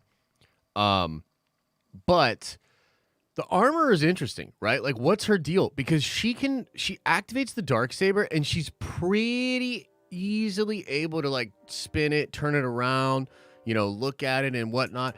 Din is really, really struggling with it. The homie Paz Vizsla, I think it's Paz, right? He's, like, can barely lift it. He's like, oh, you know what I mean? So, like, what's the deal? What's the deal with the armor? How does she have all this knowledge? What does she know about all this stuff? And how is she able to know stuff about the Jedi, dude? She knows stuff about the Jedi. A Jedi, to achieve their power, must forego of all attachment. And Din's like, that's the opposite of our creed. And it's really interesting. How does she know that? Like, what's going on there? It's pretty fascinating. John, I see you, bro. I know. I'm just playing around anyway. Everybody relax. Okay, let's keep going here. Zachary Job with a $5 holla says, hey Josh, Marvel uploaded a vid yesterday on YouTube about Krakoa. Is this a little breadcrumb for how they plan on introducing the X-Men? So here's what I think. I think that especially now that Feige is CCO, Chief Creative Officer of all of Marvel, he's probably not going to CB Cebulski and saying, like, hey, you should do this. But he may go to CB Cebulski and say, here's some things we're going to be doing in the movies and shows in the next couple of years. It could be cool if you guys did something with these characters as well. That's always kind of a nice sort of doubling down effort. Like, for instance, right now, Devil's Reign, very good series that's going on. We've read a couple of them together on Nerdventure only streams. Really, really cool. It's about Wilson Fisk becoming the mayor of New York City and running for president. Wilson Fisk just came back in the MCU. You know what I'm saying? So, like, stuff like that can be really, really fun. I don't know if Krakoa is going to play a major role in what they do with the X-Men or not, but it's very, I think, apparent. And we talked about this. We did actually a fairly big X-Men stream last Friday, I think. Where we just went to Theory Town. And I think one of the things we said, guys, it is, there's a little ADD moment for you right now. It is cold as fuck right now. My nipples are hardening up. Okay, I didn't want to say, I know it's a family show. I'm not trying to go there, but I could cut glass basically right now. And that's crazy because this room is like soundproofed and there's, you know, heat in the house and all that sort of stuff.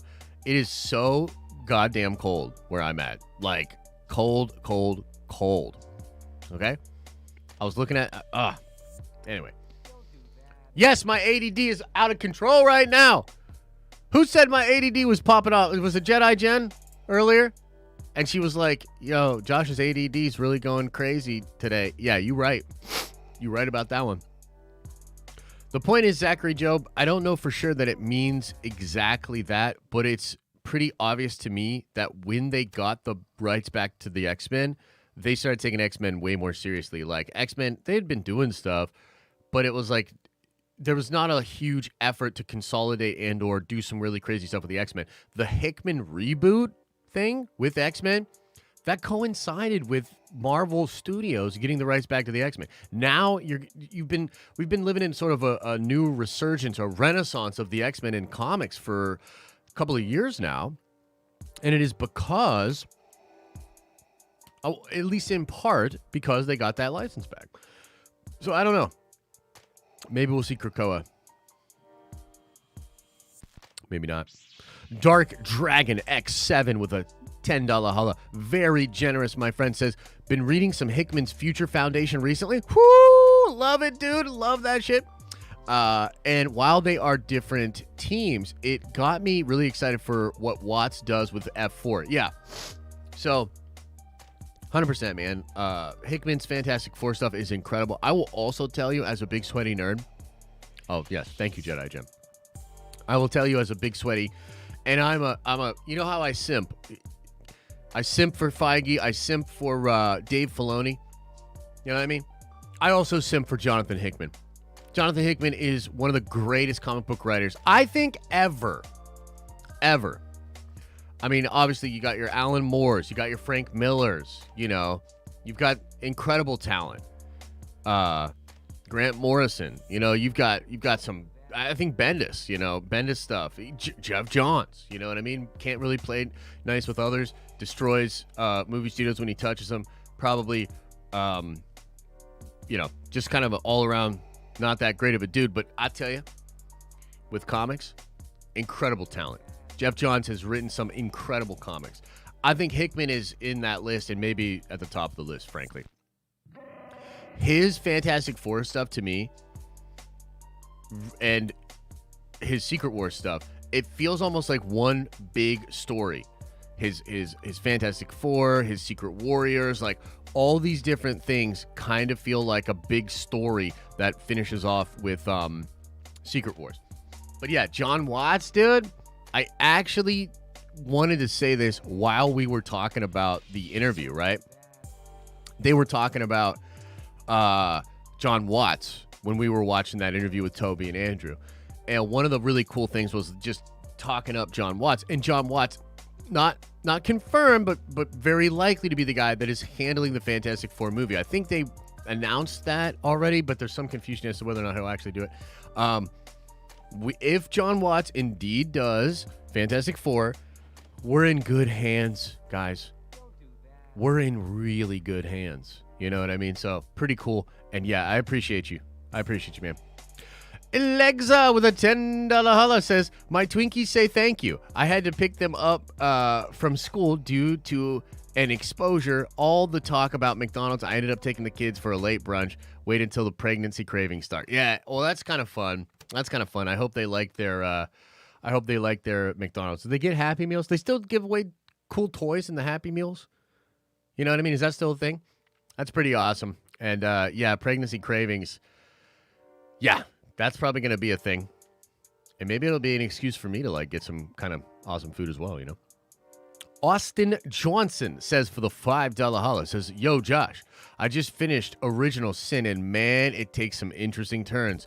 Not what I was expecting, but still pretty good. Exhorting, but still pretty good. P.S. Sausage over ham. Yeah, I actually got a sausage one in the bag as well. Original Sin is excellent. One of my favorite things about Original Sin is the team-ups. The, like, really random team-ups that they had. And I'm trying to even remember who the exact team-ups were, but I just remember thinking, like, that's a pretty interesting set of characters to put together. Oh, that's a pretty interesting, thing. And also Nick Fury, pretty badass, man. If you ever want to, like, read a story about how badass he is in the comic world in 616, and it's the white Nick Fury. It's like the OG Nick Fury from 616. The Sam Jackson Nick Fury is very much based on Nick Fury in the Ultimates. And so in the Ultimates universe, Nick Fury was black. They also made a Nick Fury in the 616 that's black, but I think he's like the son or grandson of the white Nick Fury. Regardless, if you ever like been like, yo, what's up with this Nick Fury from the 616, bruh, read Original Sin, and I had a hero click of Nick Fury with the Watcher eyes, Whoo, I tell you, that was a powerful hero click. Kendall says the No Way Home villains were pruned by the TVA. Toby and Andrew didn't because Kang wanted that to happen. But different Toby in Multiverse of Madness. Your thoughts? Possible, interesting, really cool idea. I think Toby and Andrew popping up in Multiverse of Madness, that's another sort of question mark for me, right? It's a little bit bittersweet because I want Toby and Andrew. I want more Toby and Andrew. But like, oh man, what a kind of kick to the balls if we have this awesome celebration where they come in and form Tom Holland and it's all good and the Spider Bros are back and we're all group hugging, we're feeling great, and then Wanda kills them all. I mean, that kind of feels bad, man. You know what I mean? That kind of feels bad if we're literally just gonna get to a place where Wanda kills them all. I don't want Wanda to kill them, so maybe it'll be a variant of them in the movie. Yeah, we'll see, man. I think that's some fun. Those are some fun thoughts you have there. Alexa says, your beautiful fiance cravings, not mine. Yeah, no. I know. But I'm going to have some cravings as well. You know, that's kind of the thing. Jason says, shave your head if Tom Cruise isn't in Multiverse of Madness. So here's what's kind of interesting about that, right? Dude, David Hasselhoff, Nick Fury in Multiverse of Madness would be dope, Renee. Would be awesome. Here's the thing, Jason. This is actually a really interesting super chat because I can't make that bet right now. And the reason I can't make that bet is because I'm just not sure. There's a lot of evidence to suggest that he's not in it. You know? I'm not confident enough yet to say either way. A lot of Batman, a lot of bat hate on Twitter right now. Let's go to the Twitter and check it out. Why, Ryan? What's up? Because of the screening or what? That means you should make it? Hell nah, Trev. Hell nah, bro. I don't bet with these locks unless I'm pretty confident, you know? So, Jason, the answer is I can't make that bet. And more than likely, if you see me make that bet, it means I probably have some pretty good evidence that he's in there. But hey, maybe that's okay. Michael Greeno II says, non-nerdy question. Starting a podcast / streaming. Do you have any recommendations for editing software platforms? Hashtag expand the shill income. Yeah, so a couple of things I'll say. Let's see here. So podcast streaming. Podcast streaming. Recommendation for editing software / platforms. Okay, editing software. I use a combination of HitFilm Express and Premiere Pro from Adobe.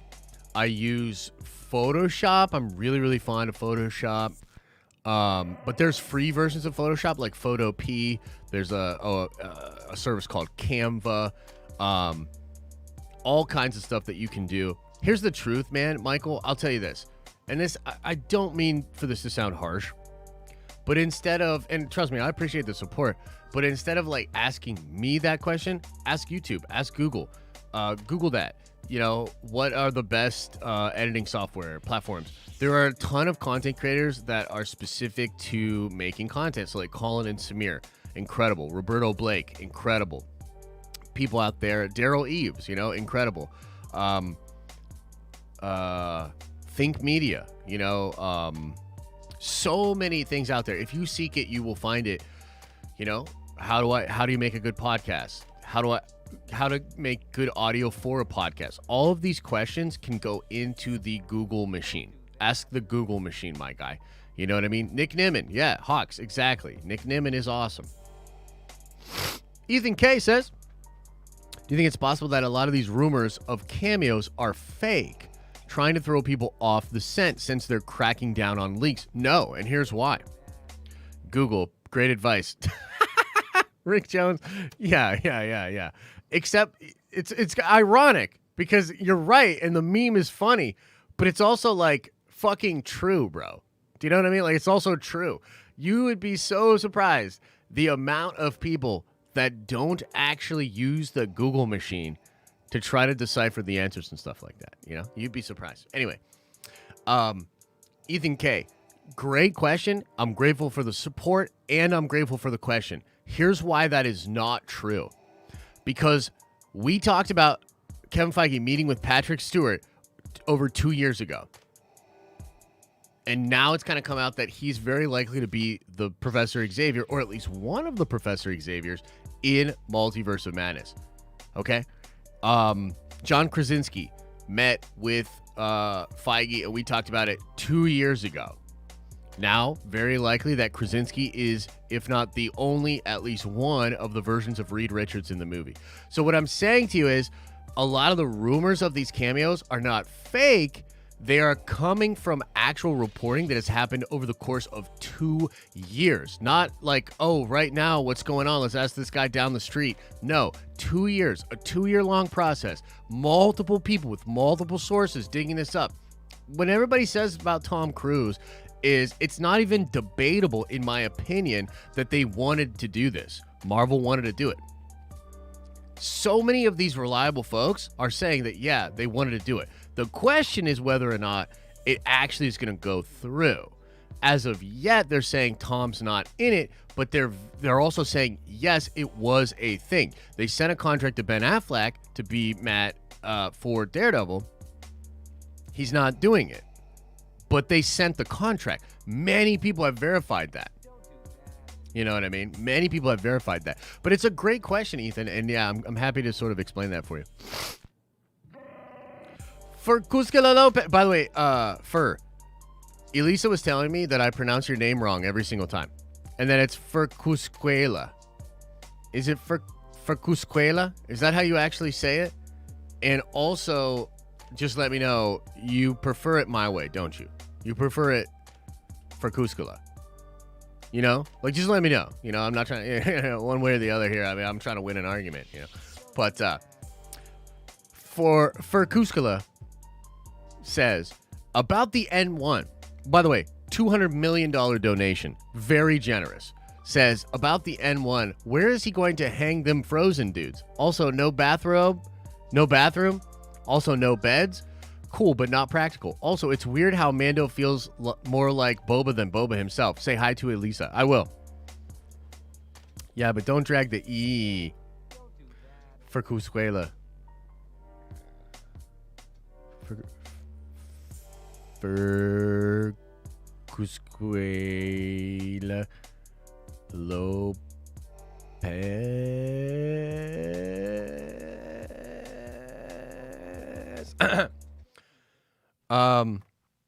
Yeah, man. Fair point. There's nowhere to put the frozen dudes. Fair. No bathroom. Fair. No beds. Fair. Okay? But I think the truth is he's on a different kind of a journey now. I think he's on a different kind of path. And I think that this is just such a fun idea, you know? Is it the best thing for bounty hunting? Absolutely not. 100% not. But he's, again, I really don't think he's on the journey of bounty hunting anymore. You know? I think that he's going to go visit Luke and Grogu. I'm doing videos on this. Oh, I can't wait to talk about videos like this. Josh is a pro at mispronouncing names. Absolutely, I am.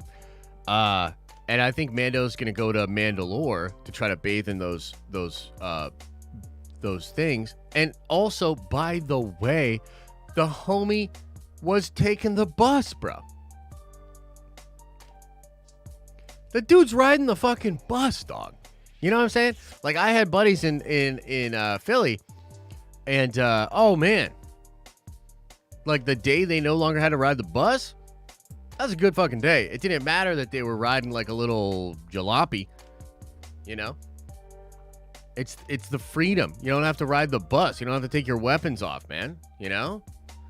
So, I think it's dope as hell. And he's no longer on the bus. And yeah, I will say hi to Elisa as well. Masma says with a $5 holla, I had to put hate because your poll wasn't nuanced. I don't hate the ship. I just don't like it for Din and his new path. Oh, okay. Okay, Mas. All right. Mas. I can't believe it. This N1 Starfighter hate will not stand. This N1 hate will not stand, man. You know? Like, what's the deal? This is shocking to me.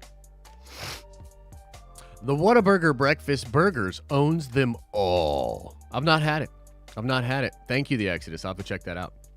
The real Jesse Lee Reed with a $5 holla says, why was Fennec on Tatooine in the first place? That's a good question. Boba gonna be real pissed when he finds out she was hired by the Pikes to destroy the Tuskens. Would he be real pissed, or would he just be like, give me my robe? I'm Boba Fett. Give me my robe. You want another flashback, yeah? You know? But yeah, that would be pretty crazy. That'd be a crazy twist.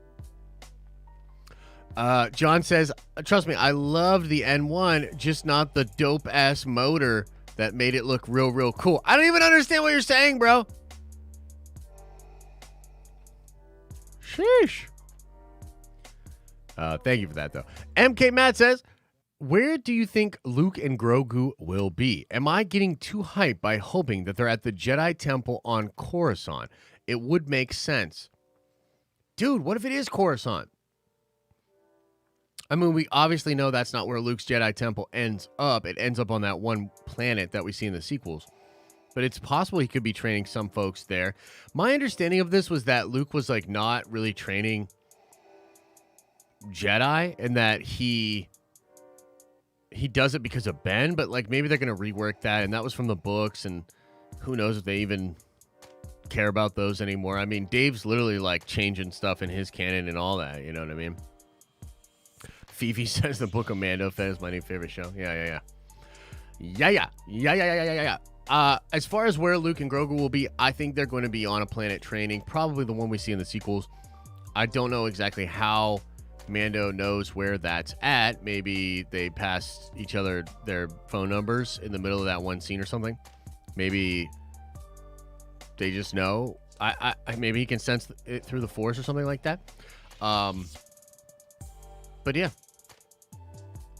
That's what I think's going on. The real Jesse Lee Reed says, if Din Djarin quits hunting, how will he pay for food and spatchka? By the way, why does the N1 have a carburetor? There's no air in space. Oh my God. Are you trying to trigger me? Is this a like, let's trigger Josh kind of question? It's a fantasy show and world with fucking space wizards. Okay? It's a goddamn Space Wizards universe, okay? And we're getting butthurt because there's a carburetor on a fucking spaceship. A spaceship! Can we calm down? Can we take it down just a couple notches? Holy shit! I'm actually an engineer, and I think that the carburetor, you know, being that this is actually designed for traveling and all that stuff. Fucking relax, dude. Fucking relax. Explain hyperspace to me, just in general.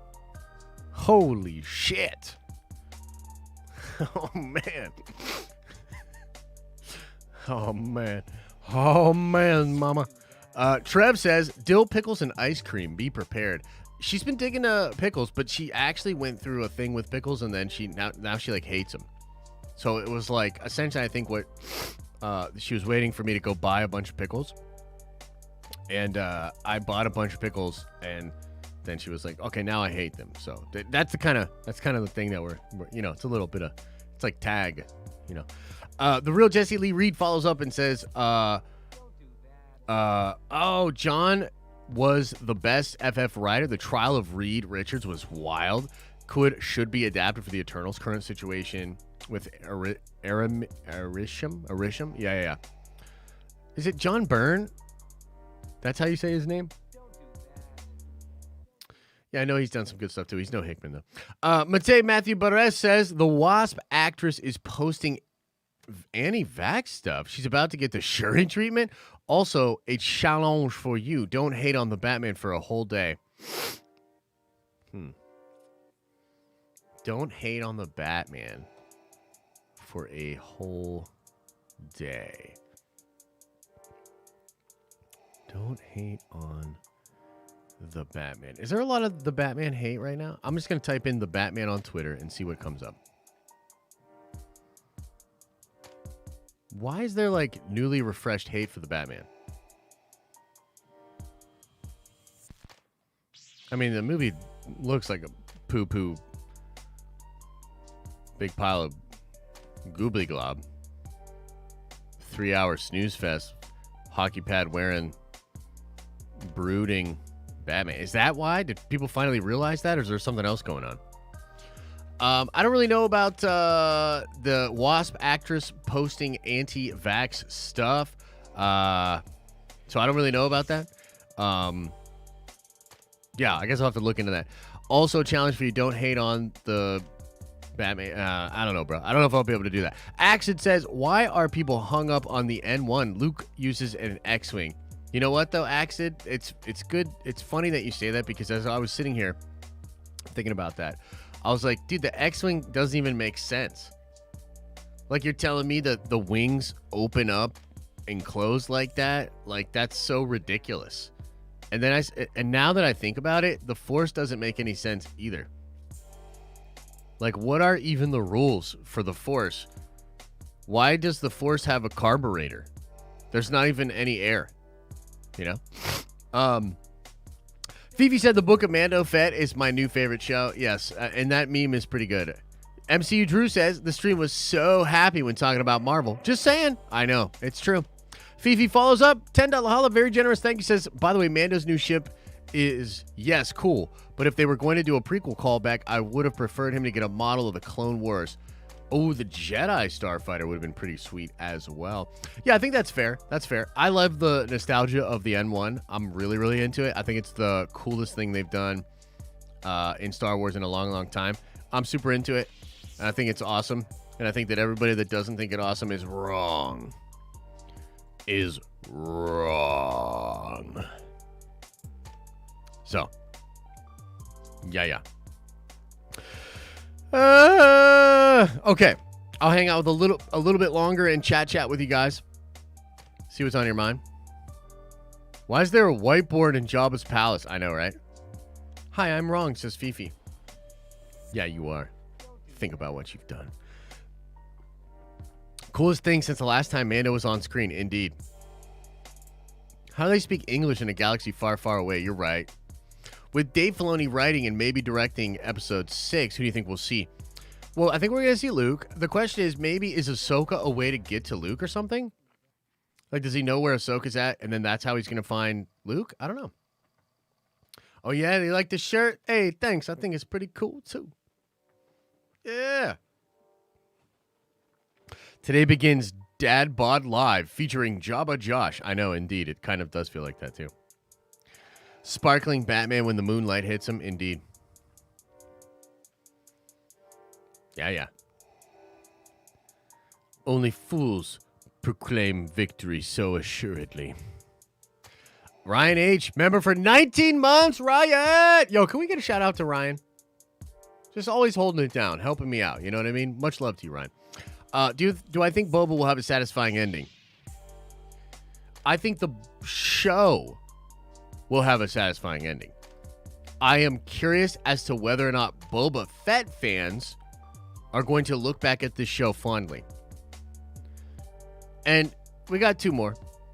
But the question is, like, did we need Book of Boba Fett? That's like kind of where I'm at with this. Like, did we need Book of Boba Fett? Could we have just gone to Mando season 3? Like, what did they do in Book of Boba Fett with the Boba Fett character specifically that was all that important? Do you know what I mean? That's kind of where I'm at. And I think that'll be really what I sort of touch on in the video that I'm going to do later about, you know, Boba and Mando and that sort of issue. I don't know. As a Star Wars fan, I'm currently like, let's go. Like, I'm so excited. I'm so happy. Like, bruh. Like, we're going places. This is going to be really, really crazy. But as a big Boba Fett fan, I can't help but I feel, frankly, bad for Tamara. And I feel bad for hardcore Boba Fett fans. Like, you know, the type of dudes that have been buying, like, Boba Fett leather jackets so that they go ride their bike and feel like a badass, or like that have Boba Fett shirts or hats, or, you know, have like, dude, I love Boba because he's badass, like that kind of motif. Like, I can't help but feel like a lot of those people are like, what the fuck? You know what I mean? Because, you know, he's kind of like, he's not really. It's almost like, you know, so, yeah. Mando is the most feared bounty hunter in the galaxy. I don't really think he is. Maybe at this point his legend is starting to grow, but He's not, yeah, a beta Fett, a little bit. Boba's a pussy, just say it. I mean, he's kind of acting like a little pussy, a little puss. You know what I mean? It's like Boba Fett wants to be Mr. Rogers. And Mando's just trying to slice and dice, man. And the thing is, they arced Boba out in 4 episodes, too. Like, that's another sort of problem. Like, it's not even really that compelling. Like, to be honest with you. Like, and I'm not trying to really, like, dog on it and shit all over it, but if you really think about it, it's really not even that compelling. Like, the homie gets out of the Sarlacc pit, doesn't even remember that he had his armor, is saved by the Tusken that beat the shit out of him. You know, learns to love the Tusken, saves Fennec, gets his shit back, and then wants to rule with respect. Like, just frankly, that's not that compelling. Like, that's not super compelling. You know what would have been compelling? If Boba getting out of the Sarlacc and then he has like that moment and then he's like, you know what I'm going to do? I'm going to go take out every person that I ever had problems with back in the day. And he's running around the galaxy, taking some of the old bounty hunters out, taking out some of the people, you know, like that would have been compelling. Like, there's kind of nothing that happened to Boba that was really all that compelling. Like, let's just be real. Like, you don't have to make it something it's not. You don't have to be like, oh, see, Kathleen Kennedy's farting in everyone's face once again, trying to ruin Star Wars with their agenda. Like, you don't have to take it to that level. But I think it's totally fair to say, like, you just take a step back and look at what we got with that little arc of Boba. It's not really that compelling, doesn't really feel that necessary, and puts the character in a spot that isn't really that interesting. You know? It's weird. And then Mando comes in and like alphas the fuck out of the episode. He was incredible. It was awesome. And he's still got a heart. He loves Grogu. You know what I mean? He's so much more compelling. 1,000 times more compelling. And I also am a little bit frustrated with like, well, you didn't really do much to make Boba that much more compelling. You know? I don't know. I have mixed feelings about it, to say the least. Let's see here. Darth Clean, member for 19 months. Holy mother loving level mother, says the Book of Mando episode was top 3 episodes of live action Star Wars. I agree. All the prequel nostalgia got me feeling like a kid again. Love you, Josh. Love you right back. And I feel much the same. It was perfect. It was perfect. Felt so good, man. Felt so right. It felt very similarly right to the way that, like, we just talked about the Spider-Man and that situation, how they're all together, how right that felt. Oh, man. Like, I love it. Feels like a nice warm blanket, which, by the way, I'm really going to fucking need. It's cold as shit in here. So it feels awesome. But on top of that, Mando, or Boba 5, felt that same way. It felt like being embraced. It felt like this love of Star Wars was all over the place. Where's the other, like... Bruh.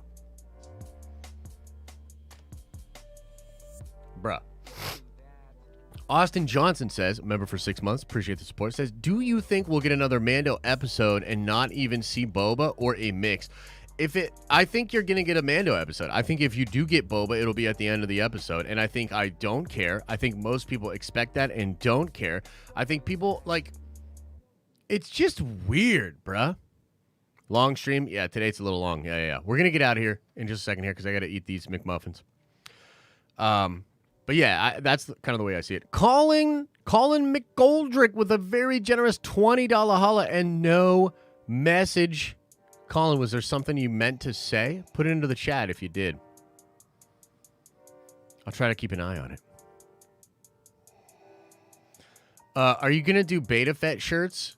Depends on what happens in the last couple episodes. Mando has nothing to do with how badly they treated our boy Boba. It's true.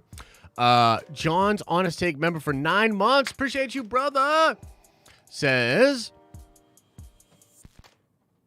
oh wait, what did you say? I'm trying to be that guy, but at one point I remember you saying you didn't care for Din. I know, that's totally true.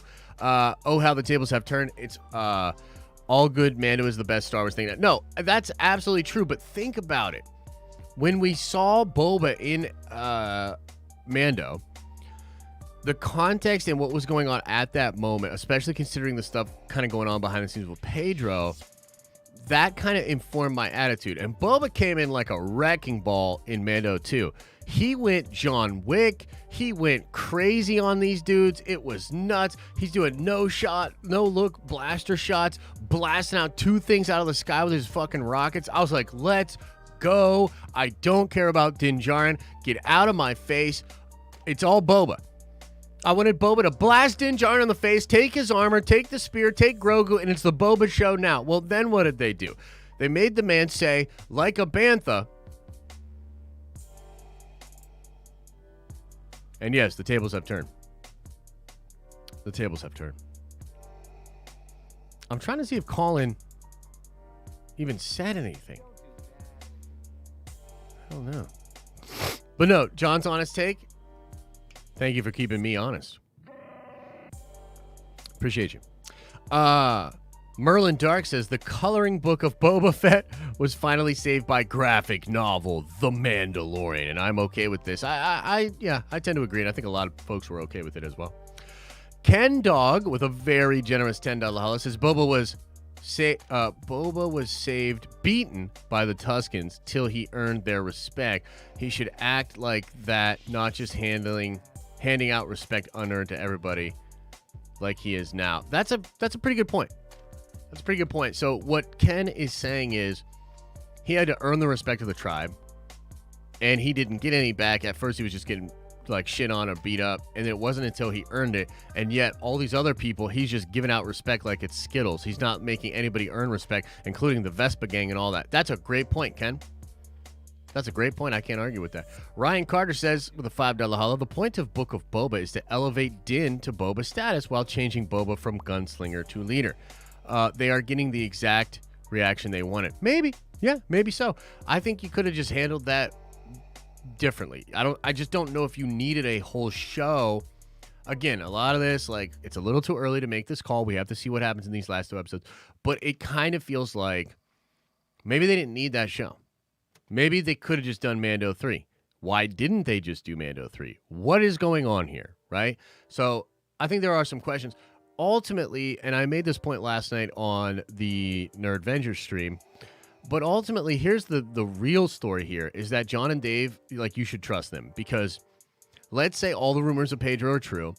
Let's say it was a gosh dang catastrophe. Let's say they did have to make this show out of nowhere and wedge some of the stuff they wanted to do with Mando into some stuff with Boba, and they had to play it by ear. They had to play jazz, audible at the line. Well, I'm still incredibly impressed with what we're getting. Just like in Mando Season 2, they made an incredible show. You know, whether or not that crazy stuff that happened behind the scenes was that big of a deal or whatever, they did the thing. The product is incredible. The product in Episode 5 is incredible. I expect the product in these next 2 episodes to be incredible. So ultimately, all you really should be saying is, let's go John and Dave. Like, these are the boys. These are the boys. And they got it. You know what I mean?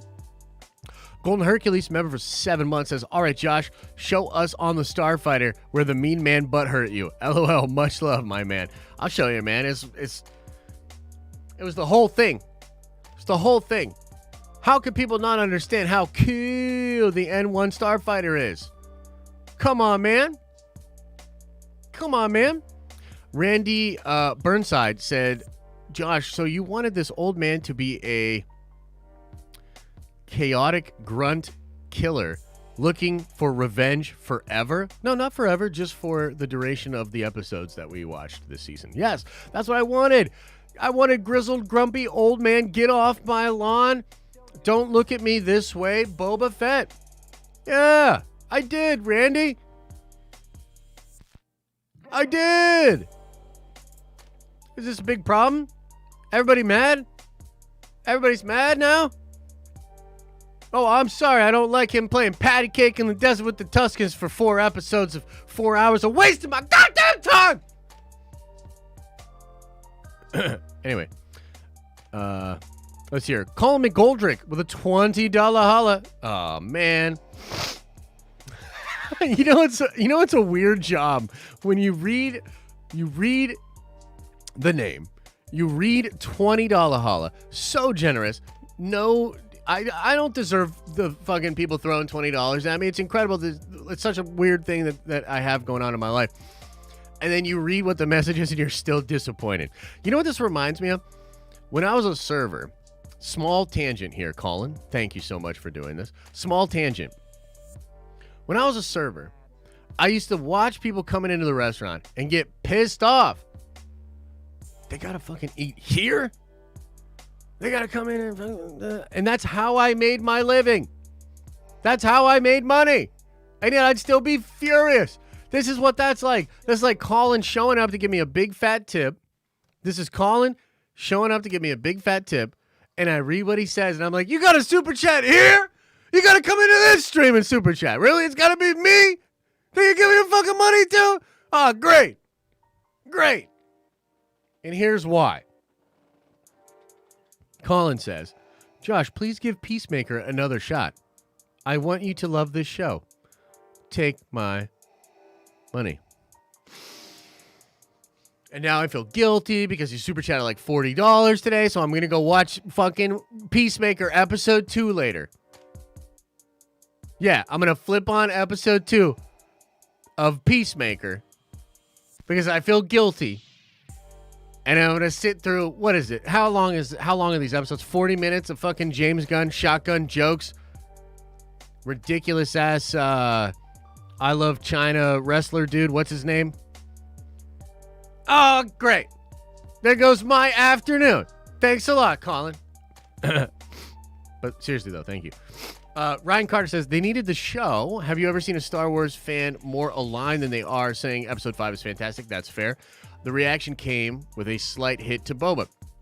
That's fair, Ryan. Ryan Carter, that's fair. But I feel bad for Tim. Like, how do you think he feels? Like, for real. Let's ask this question. How do you think Tamara Morrison feels right now, currently watching everybody online be like, that's the shit. Who gives a shit about Boba? Book of who? Don't do that. Boba what? Who cares? I mean, what do you think? How do you think he feels? You know? They made him play patty cake in the desert, you know? But I do understand your point. Orange Grove 55 says, Mando episode 5 was a game changer for the show. The game has changed. Hashtag hyped. I agree, man. I definitely think the game has changed, and I'm really excited to see where we go from here. This was a Filoni-verse episode, bro. You know, and you know what this felt like to me? It felt like Dave saying, you know, we're still doing it. We're still doing the Filoni-verse. Don't worry, Josh. I got you. And I was like, thanks, Cowboy Dave. My man. That's what it felt like. Okay. Anyways, we got to get out of here. I've got some McMuffins to eat. I'm sure you guys have some stuff to do as well. Thank you for being here. As always, I appreciate the chat. I appreciate streaming. I appreciate all the super chats, the support. Thank you guys very, very much. I should have that Boba Fett Mando video for you later today, where I will complain more about that and talk about that. No 1 p.m. stream today. The 1 p.m. streams are now only on Mondays and Fridays. So there'll be a 1 p.m. stream tomorrow for the business tier, for the Prime folks. But yeah, so we'll have that video out for you. I think I might do a video about I think at this point I might have to do another video about Multiverse of Madness because My Time to Shine Hello keeps putting stuff out there. So yeah, we'll see. Should be a busy day. Oh, I want to say before we get out of here, please go check out the podcast. I have the episode currently up with Nerd of the Rings. It was a great episode talking about the Amazon Prime show that's coming out called Rings of Power. Tomorrow, I will be dropping the episode with Jay, Drunk 3PO. Fantastic episode. So I'll remind you again tomorrow. But yeah, go check out the podcast, man. We have a lot of fun stuff going on over there. All right, guys. Much love to you. As I always say, I hope you're having an awesome and a nerdy day, and I'll see you in the next video.